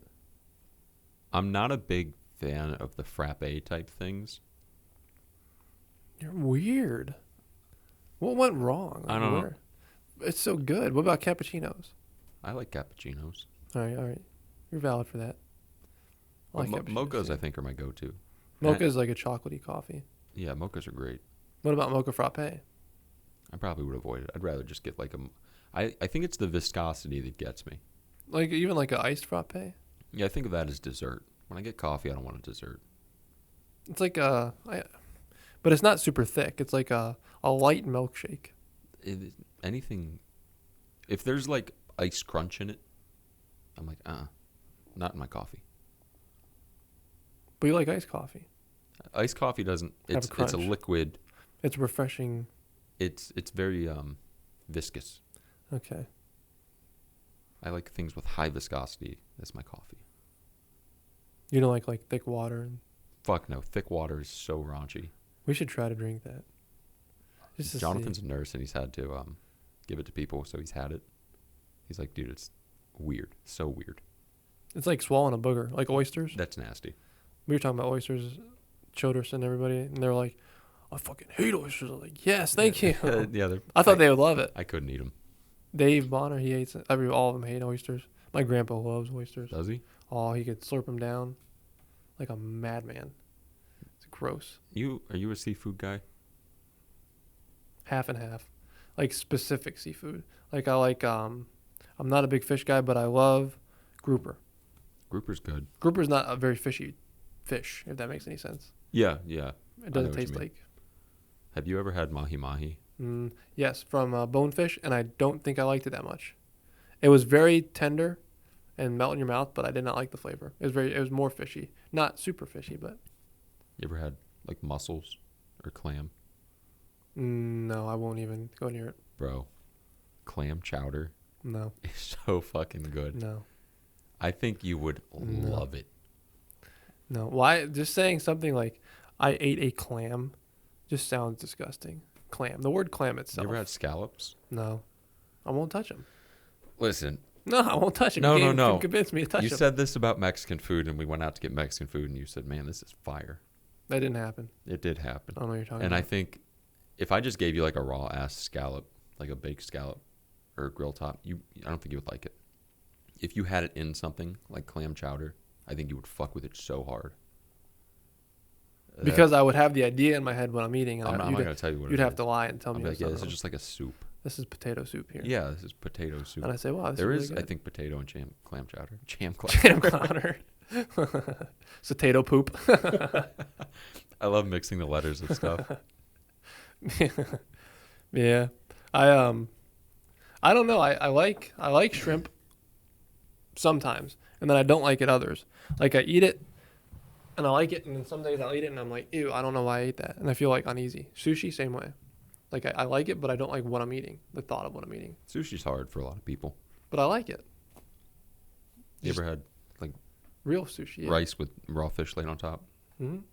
And I like it, but something about like what I'm eating, it just makes me like uneasy. It makes me queasy. That right. You got a mental barrier. That's it. We got to get past the mental barrier. Makes me queasy because I'm uneasy. Feel like G-Easy. I ride real steezy. And I am too white to continue this. We're gonna get you a little buffet type deal. Not an actual buffet, but there's gonna be like clam chowder. Mussels might be a little hard. Maybe we'll mix those in with some pasta. Mussels and pasta are good. I think that's the one that'll probably fuck you up the most that you won't do because you can see them. a Hannibal Lecter mask and refuse to eat them. And then we'll do some sushi. Mm. We'll do some Ready? eel. I Fuck see yes. eel, I'm out. You won't see the eel. I better We'll do not. blind taste test. You're gonna just try it. I'm not gonna tell you what it is. You're gonna say, "Man, this is pretty fire." What is Bullshit. it? And then I'll tell you, and then you'll be like, ugh. Probably like eating a tire. "Eel? Oh, it's the best. It's the best. Besides tuna. Tuna's gross. Tuna is so fucking amazing. No. Yeah. Tuna is not good. Tuna Yeah. in like the cans. Oh yeah. It's good for you. It's gross. I was against it for a long time. Then I As you ate it. should have been. Then I ate it. It's not bad.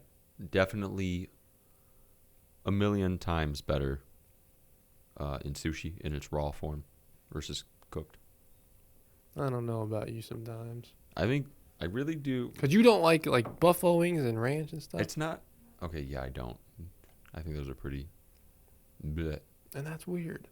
That's But more I weird think than not it's liking not it. like I have a mental barrier preventing me from eating them. You just don't like it. Yeah, It's weird. I think you just have a mental barrier, and if you get past that, you're like, man, this shit is smacking. No, because I can convince. Even if I would like it, my brain will convince myself that I don't. Even if I do, I know that sounds stupid, but like I can convince myself that something is gross. We're gonna without, force your brain to retreat. Well, give me a lobotomy. Yeah, you're gonna get a lobotomy in 2024. Put an ice pick down my eyeball or something. Then I'll like it. But I don't know. I have definitely opened my palate in the last 3 years, I'd say. That's good. Because I was an all-American cheeseburger fucking pizza and wings boy. Fucking farming ass. You had Mexican food. Oh, and seafood is recent for me. Like any seafood in general. Fish. I haven't eaten.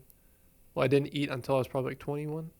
I didn't eat like any seafood until I was I 21. feel like most people fuck up fish if they cook it at home. I've or never like cooked anything fish like at that. home. You always had it at restaurants. Grouper, I'll never cook that. Because they make a basil. We got to go to basil. I would go to It's Basil. so good. I'm And they down. got great sushi. It's a lot of seafood, but it's not expensive. Like A+ crabs, like you might pay like $20 for a meal. Bro, I think it's like $30 a person. It's pretty I expensive. think it's even more at A+. I think it's like 50 something. Fuck that. Like boils are great, but goddamn. And then if you want like the works, it's like $80 to $100. Yeah, Because I was gonna go with my grandpa, and I was like, too expensive. yeah, it's too expensive. But yeah, I'll get there maybe one day. But today's not that day, and tomorrow's not that day. When we go to Simpson, we'll try one thing new. You know, I can start baby steps. All right, I can make a deal with that. But then you gotta try something that you don't like. I'm down. Let me give you some fucked up shit. Give me something buffalo related that's banging. Well, you like buffalo chicken sandwiches. I won't pick them out.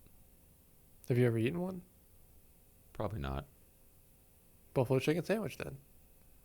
I would That's get easy. That's a classic. I would try buffalo chicky sandy. That's like a baby step because that's a staple in the buffalo lineup. You got wings, then I think your next step would be buffalo chicken. I like chicken. I like sandwiches. I could try it with buffalo. What about blue cheese? No. I don't like blue cheese either, but if you don't like ranch, you might like blue cheese more.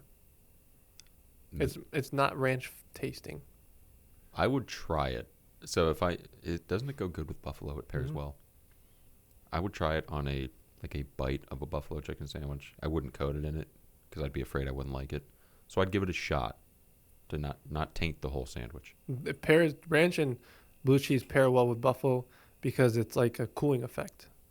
I think that people like. But I see why you don't. Buffalo's usually not like too spicy, is it? No, but there's something about like the buffalo and the ranch that it's like a offset. It offsets the It's like an icy hot for your mouth. yeah. Yeah, exactly. I got something in my eyeball. I hate when I do that and I rub like an eyelash into my eyes. Oh yeah, that hurts. Oh, it's about 10 o'clock right now. You got a watch on you, but you're checking your phone. I forgot it was on. Yeah, You have true. a passcode in your watch? Hmm. Who the fuck is gonna get on your watch? I don't know, but I have a passcode. I'll never not have That's a so passcode. weird. It's not weird. It's a safety mechanism. Yeah, I guess. What if I was looking this way and you went on my watch? I'm going. Yeah. You're not gonna notice that. No. What if I'm focused? What if I'm like, what's the score of the Bears game? And you're over here Well, you know, hacking music, into like my you can database of count some sort. it You know what I all mean? the way up to 2. Sure. Yeah, I could see you doing that. All right. Well, that is the end of the episode. Yeah, I gotta get up early and stuff for All the tomorrow. way up to 6 if I had to. And yeah, we'll catch you guys next week. Peace out.